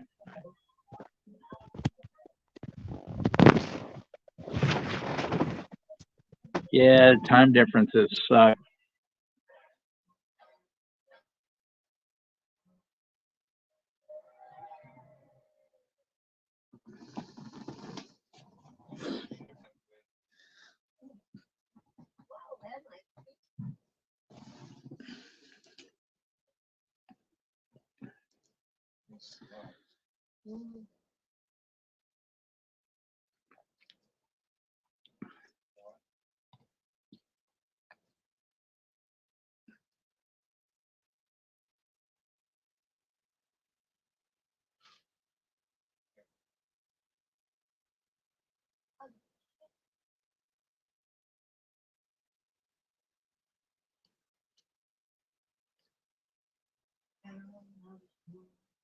So they were at this little carnival thing, and he made this little coin that inscribed. It says, "Harold loves Maude." She said that's the nicest present that I've received in years.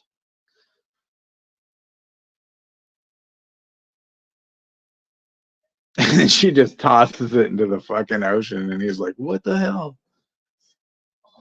And she goes, "So I'll always know where it is, you know."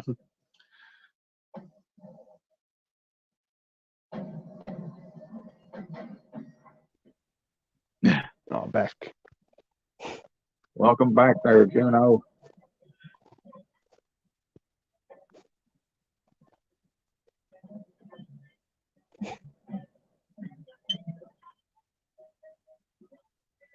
So, yeah, we don't need to discuss this part. No, I'm just kidding. They've obviously done the deed, or whatever. They're romantically involved. All right.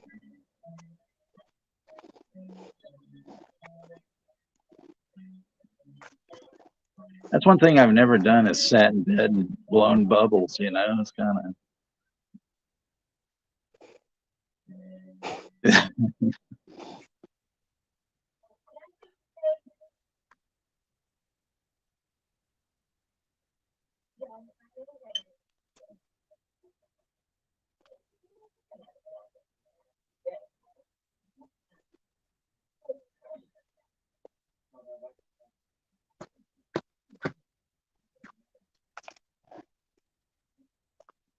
He tells his mom that he's getting married.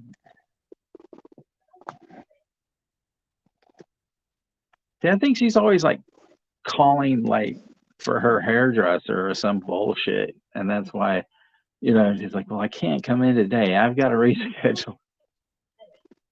And then she thinks he's joking, a sunflower, and he goes, "No." And he turns the picture over.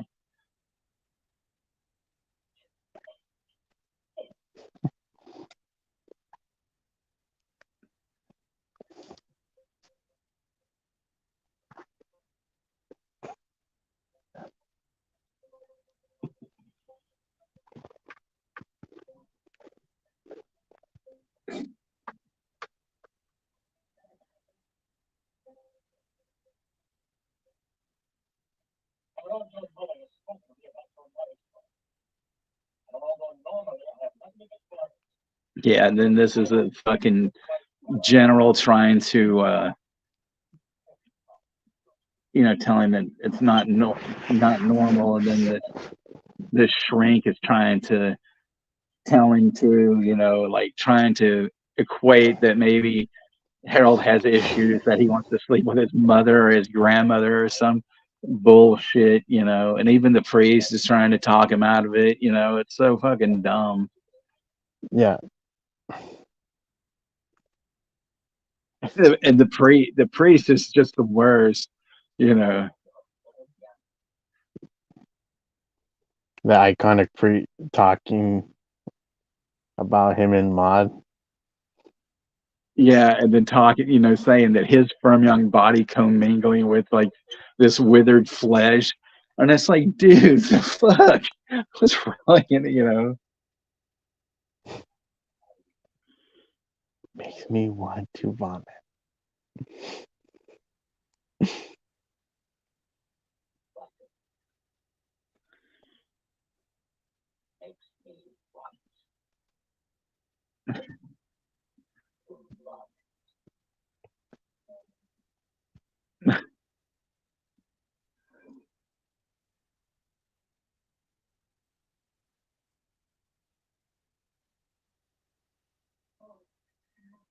Really, how he surprises her with the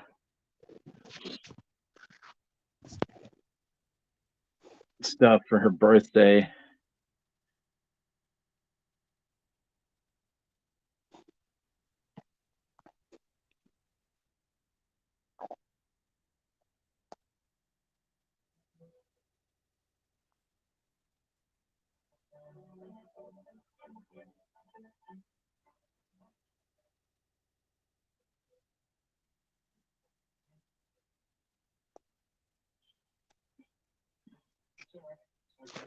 Yeah, she thought of everything, champagne, and he tells her it's okay, it's organic, like that wine that she made.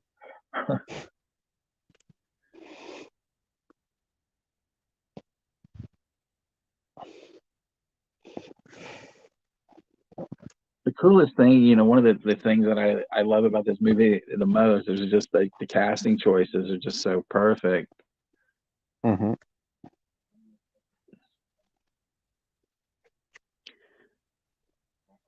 You should definitely do that, Vanta. This movie is great. It's one of my all-time favorites.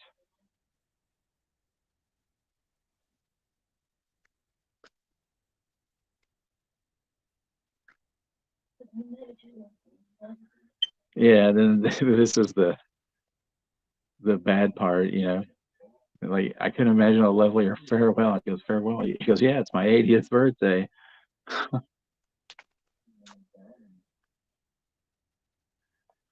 He's like, you're not going anywhere, are you? She's like, yes, dear, I took the tablets an hour ago.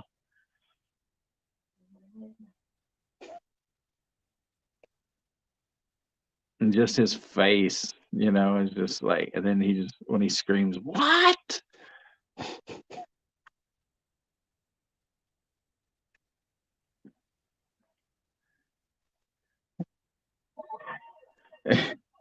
I mean, the first time I ever saw this, I mean, when that scene came up, I was just like, my God, what in the hell,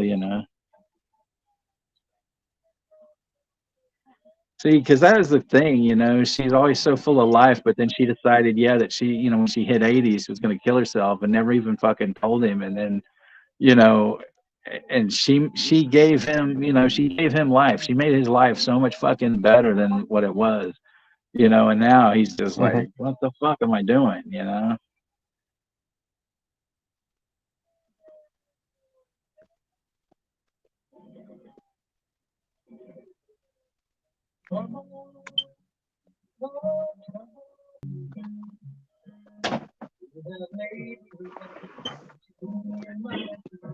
See, that's why I put under my name, I put what?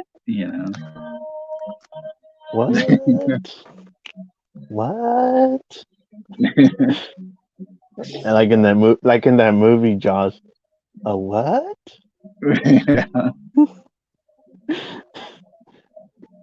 I used to have that 45 rented at midnight at the Oasis when I was a kid.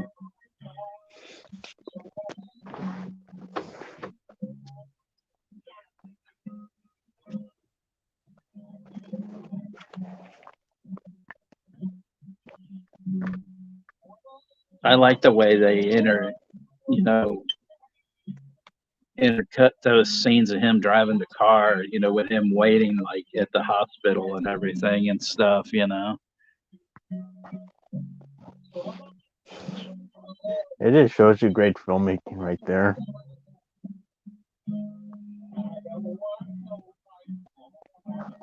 Where you see his emotion. Yeah.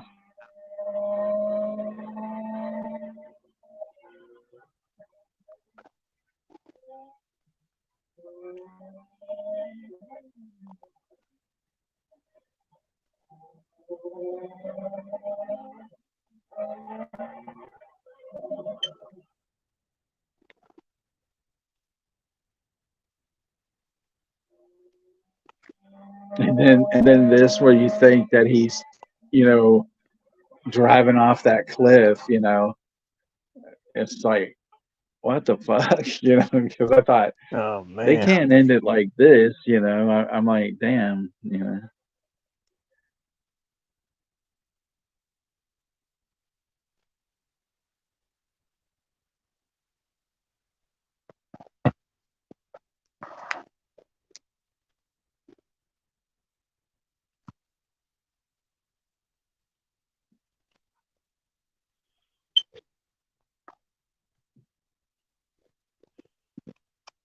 And then when they move that shot up and you see him standing up at the top of the cliff, and he's got his banjo, and he's gonna play a song for P. Rich.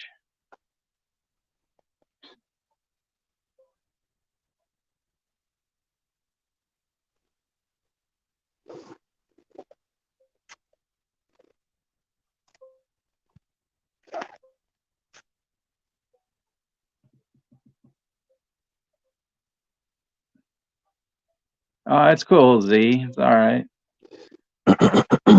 Sean hasn't seen this yet, and I told him probably at some point, we'll do it again, probably next year. It's an annual watch for me anyway.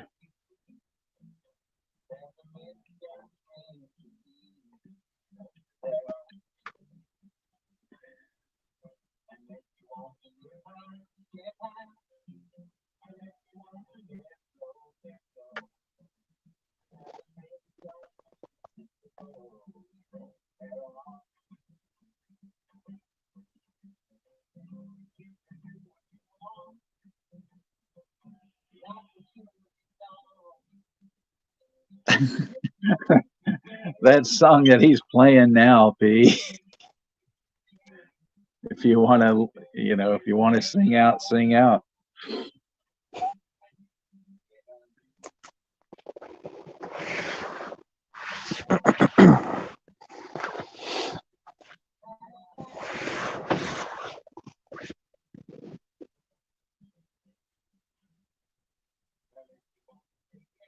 See, that was the one, unanswered question is the whole fact is if like Sunshine really died, So it's kind of like, you know, you're thinking like, what the fuck? Wait, what? Yeah, that was your last date, Harold. But they don't, of course they don't make any mention, so she probably didn't. So what'd you think, P. Rich?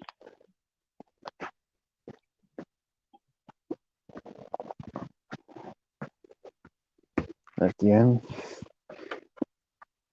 Well, he hadn't seen the whole movie. You watched it yesterday, so Oh, he hasn't seen it. No, and Zodiac was watching it too, but he had to watch the end of the baseball game, which is fine.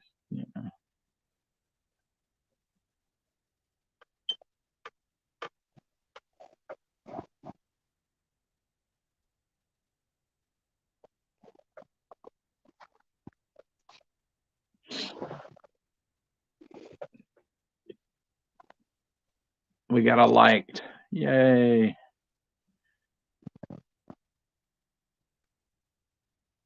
Woo wants to know who loves monkey bread. Is it made from real monkey? That's my question.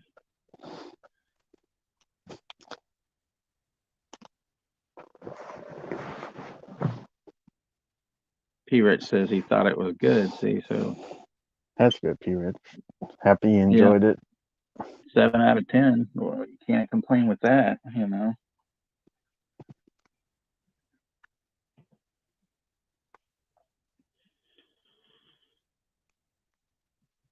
You're welcome, Chester. I was going to call you by your last name. Anytime. We thank you, all you guys, for coming out and hanging out, with us and stuff. And Wednesday on Sean's channel, he's got Maximum Overdrive. I have not decided what's next. But for me, I got a lot of different movies that I want you guys to see, so we can pass the word around and create more cinephiles in the world. But there's a lot of different things, Yes, Vanta, that has the AC/DC soundtrack in it and stuff. So, what's something that you've been wanting to see, Juno, that I've talked about that we haven't watched yet? Well, oh shit.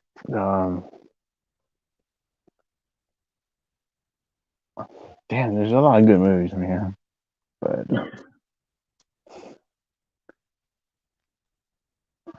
I would say it's not House of the Dead. Not that bullshit. Oh, fuck that. I had to think about, unless you want to do a rant on a movie that we could rip its ass apart. Yeah, we'll be, doing, I'm sure we'll be doing some rants on some stuff. Yeah. But yeah, there's a few movies I would like to do, but I just gotta get a few in my mind. Sean, none of those piece of shit movies, Juno. Oh gosh, ranting on Alone in the Dark. That's a piece of shit with Christian Slater. I've been thinking one of them I've been thinking that we should watch is Last Matinee. That's a good Is that the Spanish John Goodman slasher and movie? stuff. Huh? Is that the good John Goodman movie?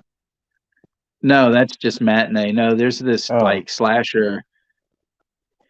It's a Spanish film called Last Matinee. It's kind of a cross between I Know What You Did Last Summer and Demons, kinda. Mhm. And because it pretty much most of it takes place in a movie theater and people get butchered and all the good stuff that we like.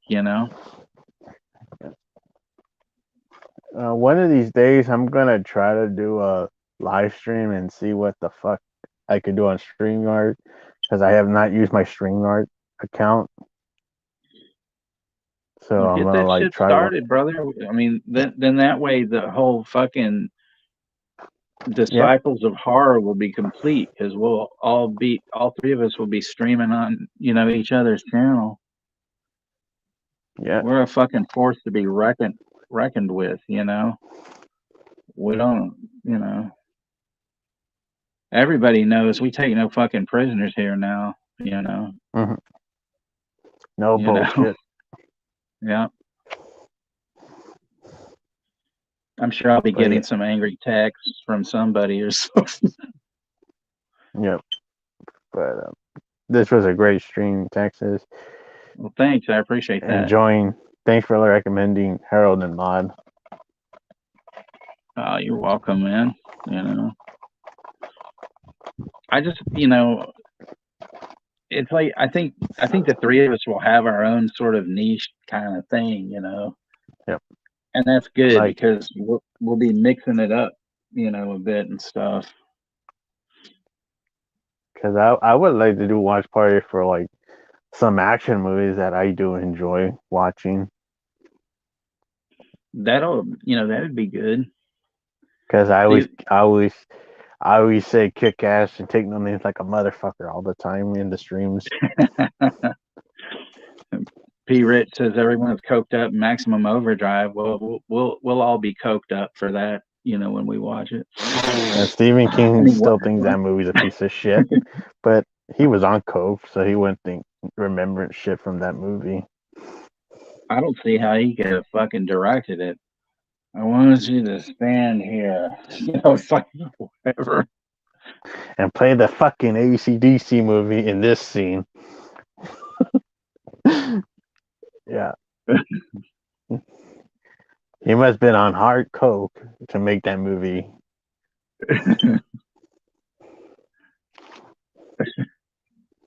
We're gonna need bail money, or something probably for that stream. All hell's gonna break loose.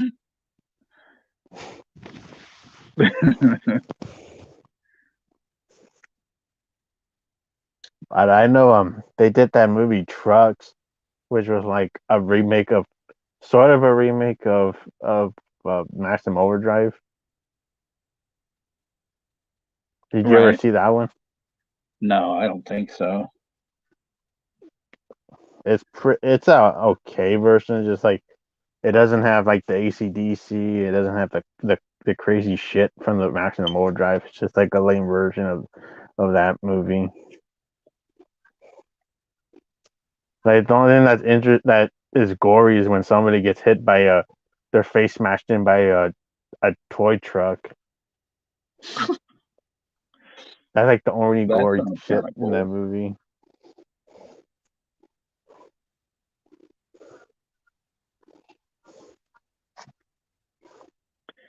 One of the stupidest things that I think I ever did once was with my best friend. He's like, "Hey, let's snort some sweet and low and see what happens."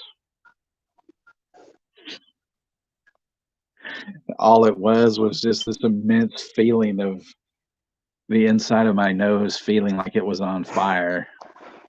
Oh, shit. That was about it.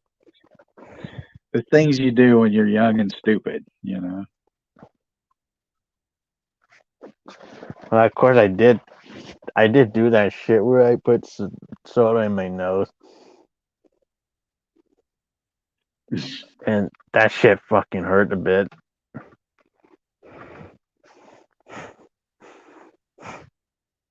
God, I'm trying to think. There was one time me and a friend of mine, we drove up to Austin, and my ex-best friend was living there in a house with another friend of ours that we went to uh, that went to school with us as well, and they were all living in this house. There was like a bunch of people. Mhm. Actually, there were two houses, but anyway, so we get up there and we get up there to go see this like show. And so when we get there, my ex-best friend is already drunk. And so I'm like, damn, the show isn't even started. We're not even at the venue and you're drunk as shit. So then there's some dude that I don't even know. Like, he comes into my friend's room and he's talking to him, and he's saying something, and then he goes, "Will you tell him?" My friend's so drunk. He's like, "Will you tell him to get the fuck out of here?" So I look at this dude and I go, "Who the fuck are you? Get the fuck out of here," and stuff. And the dude's looking at me, and then he just like, so then he fucks off somewhere. And then so so like the one friend of mine, well, we all went to school together, but this one friend of mine, his band's playing like this show. So we get to the venue and stuff, and cool show and everything and whatnot. And then we're like hanging out, and I don't know, I literally had been up like fucking, I don't know, man, a long ass time. Maybe got a couple hours of sleep, a few hours sleep, and everybody's waking up in the morning, and everybody's like, doing their own thing, and I'm trying to figure out, because like, I don't. It takes me a while to get used to like new places, and especially somebody's house that I don't know and everything. So we're all like, what are we gonna do? So I think my ex-best friend had to go to work, and so then my other friend that drove up with me to Austin wanted to hang out with his sister and brother-in-law or something, and I went with him there for a bit, but then I was like, well, fuck, I want to do something. So he's like, well, can I? This was like the first and only time I had a car, and he's all like, he goes, well, can I take the car and go? And I was like, yeah, I don't give a shit, I mean, I go, just drop me off, over on 6th Street or whatever. So I went over there, and I went record shopping and some shit. So then later that night, we're going to this other show, and somebody had this really, really bad, like cheap speed.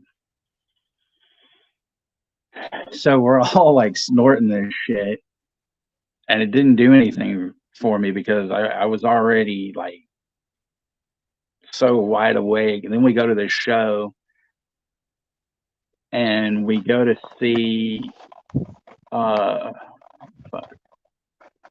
this one band, the Hickoids, and they would do a cover of Tequila, and they would pass a bottle of it around. So they passed this, I mean, cheap ass shit. I don't know what the fuck it was. So I had this really shitty speed, and I had this really shitty tequila,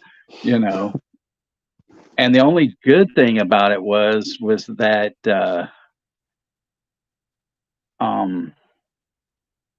there was this band, the Screaming Sirens. They were from LA, that had Iris Berry and Pleasant Gaiman, and Pleasant, god damn, she is so beautiful. And so like I'm watching the Hickoids play, they're there, and I keep looking, and I'm like, nah, that's no way that's her. And she's like smiling at me and shit. So then of course I'm all like, oh, gaga eyes on her and shit. And then like this other woman that was in the band, Iris, like years later, I like I have them both on like Facebook and shit. And I told, so I told Iris, I said, well, Pleasant's probably going to see this because you're friends and everything. But I said, I've had a crush on her for fucking years and stuff. And then finally, I told her one day. I just said, "Listen, you know, you remember when you guys played Austin at such and such?" She goes, "Yeah." And I said, "Well, the night before, you guys were hanging out with, hanging out at the Hickoid show." She goes, "I remember that." And I said, "Yeah, you kept staring at me and stuff, smiling at me, and I was smiling back at you, and like." I just said, "I've been in love with you for years." And she's like, "Oh, that's sweet," and it's just funny that she, was so cool about it, and stuff. And but I didn't get to see them play because we had to leave like the next day. But I mean, I would have loved to have seen them play, but I don't know. So that's one of my weird Austin stories, Mhm. as they say, keep Austin weird, It wasn't that particularly weird,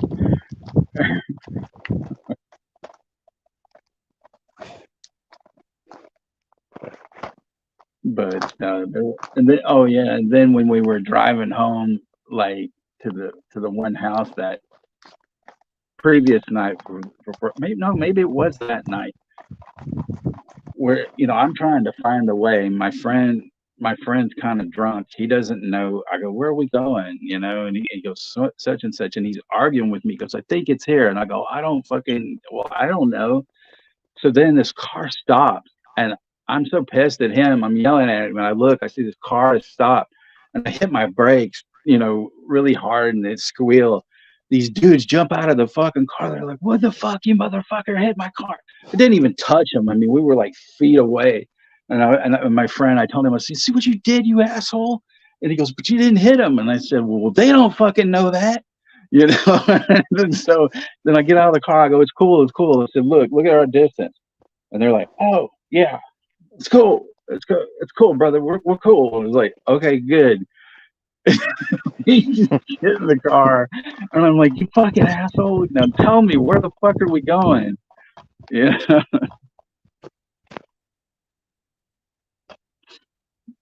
So anyway, Yeah.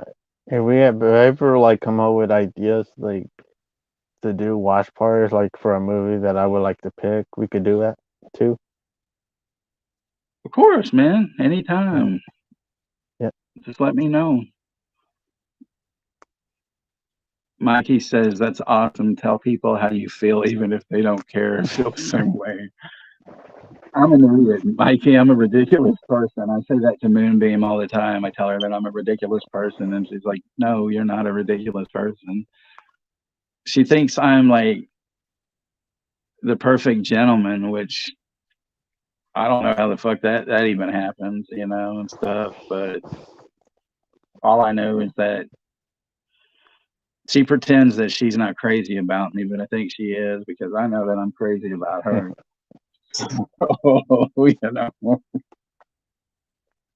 But I'm gonna try to get her to watch this movie with me too because you know she's she's odd about movies. She's one of the ones that she doesn't like subtitles.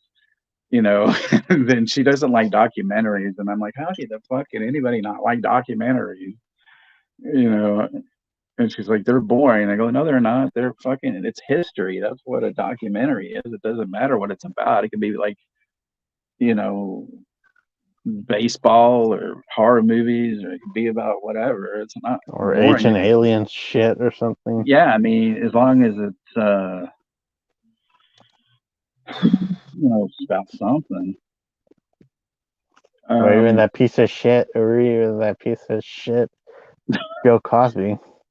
Yeah, I mean, Which I did get to see that, and that was a bit of a gripping documentary to watch, where they explain of how that cocksucker attacked all his victims and stuff. Like, pretty fucking disgusting. That's just and sad. Yeah, I mean, there's just also no words for and a lot also of that gruesome shit. shit It's also a bit gruesome too, like Yeah. the way it's explained. Like, fuck. Um, I've been talking to her off and on since like 2009. Hmm. That's how long. I mean, that's how long I've known her, I guess. And then, but like, sort of at the time, I was involved with somebody, and then she met somebody, and then she got married, and then that's some personal shit I'm not gonna really say. I'm Yeah, just not gonna say yeah. that it's It's personal. Yeah. yeah, it's not good, but she got away from it, and that's the only thing that I'll say. And we sort of talked off and on, but I mean, the only good thing that came out of it is like her kid, and um, I But yeah, like that was a I'm just gripping documentary to watch, Texas, and it was like interesting how the documentary started where everybody was kissing Bill Cosby's ass and they think he was this crude person. Like that right. was an interesting way to start the video where, oh, he's a fun man. I like to work with him.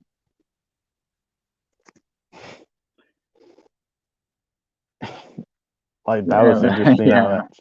how that documentary starts, like where they're just loving the guy.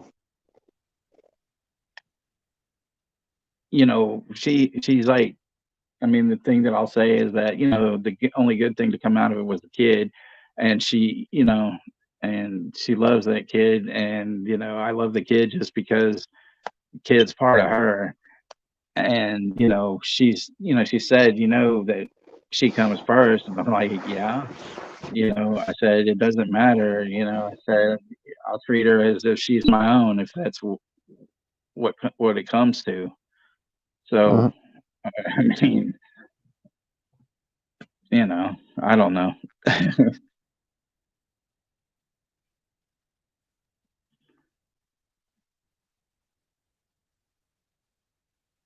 I mean, I think a lot of you guys, because you know how I feel about her, and you're kind of I like, helping me get there, yep. and that's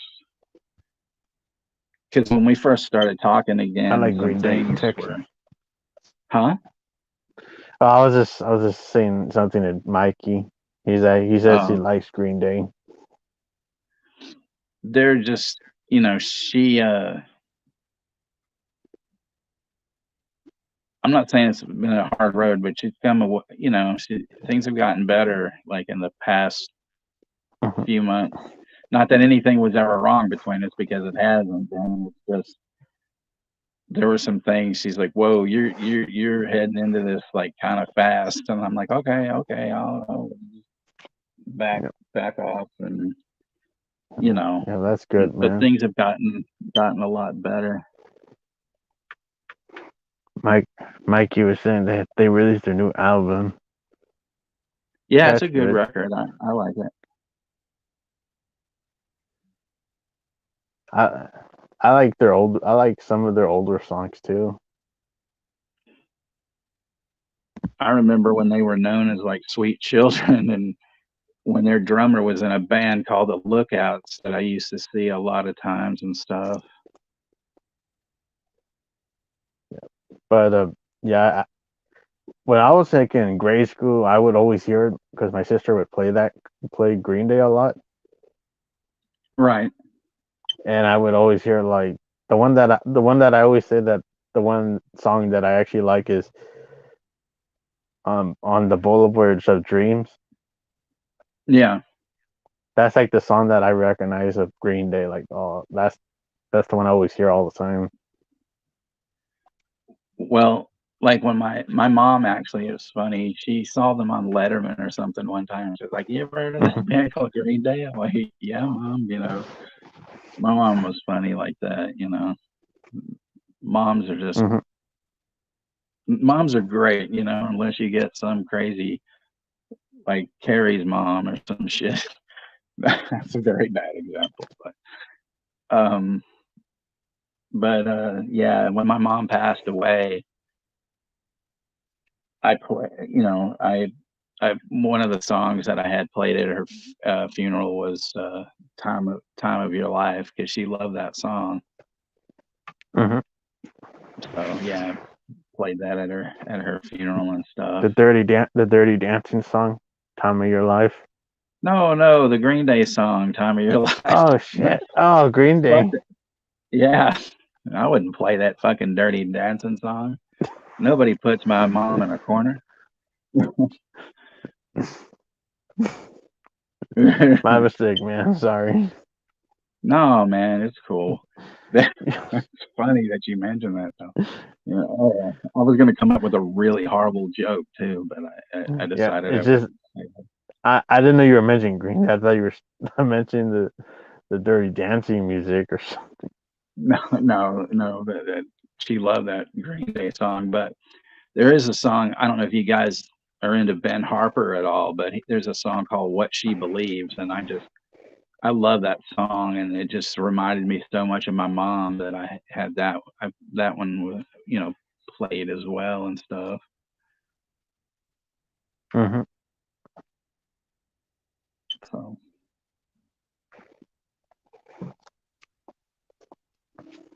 Yeah. we're all sick in some way. Well, yeah, if we don't have whooping cough or some kind of fucking disease. But you said that you're gonna look forward to seeing the new Mad Max Furiosa movie.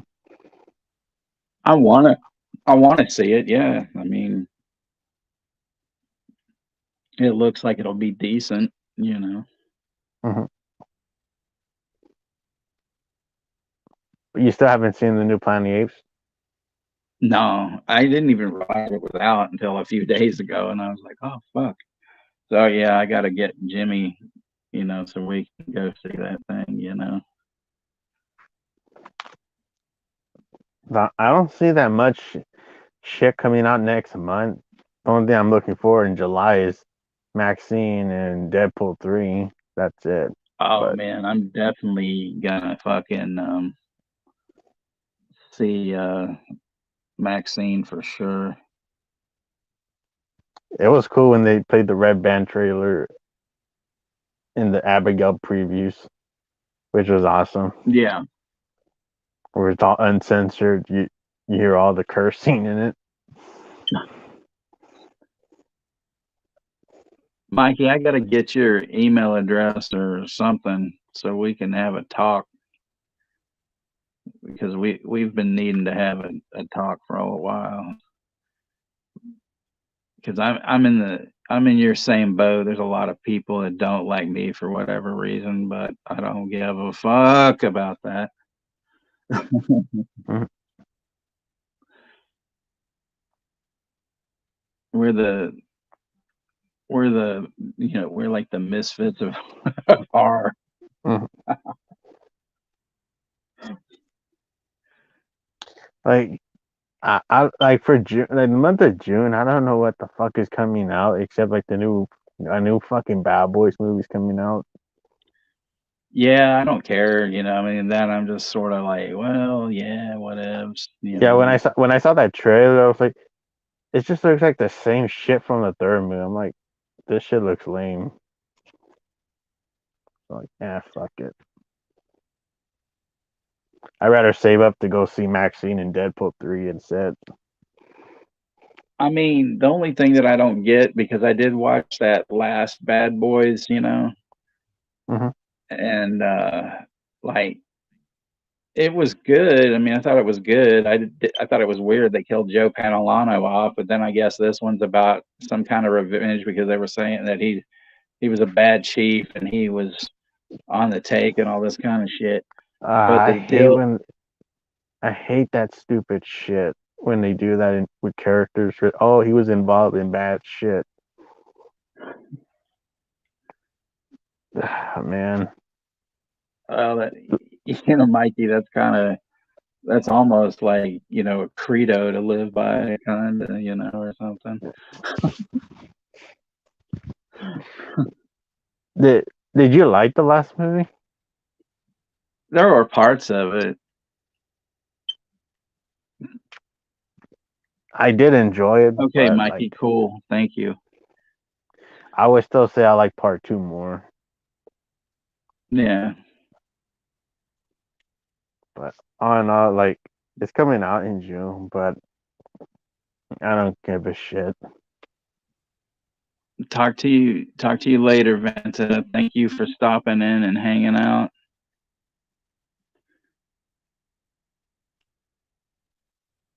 Take care, Bantam. But yeah, my phone just hit, said it has 20% left, so Yeah, I guess have a good. we'll, Gonna end this. Yeah.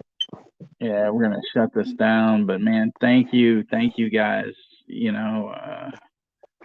for doing this, hanging out with us and stuff.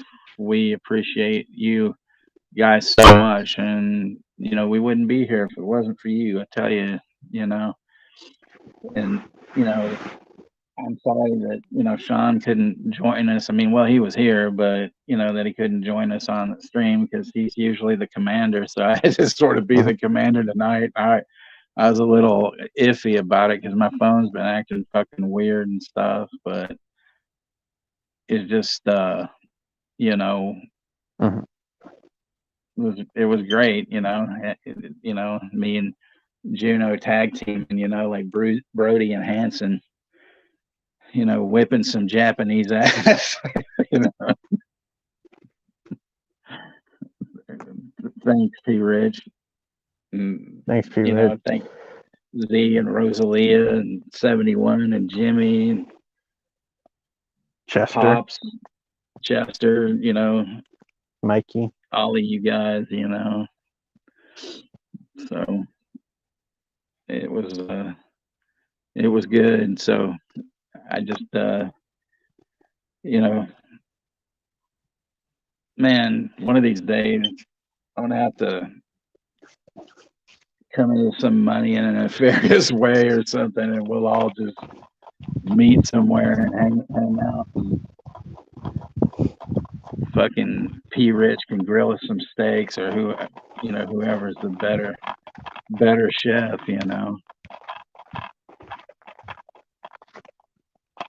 You filthy animals.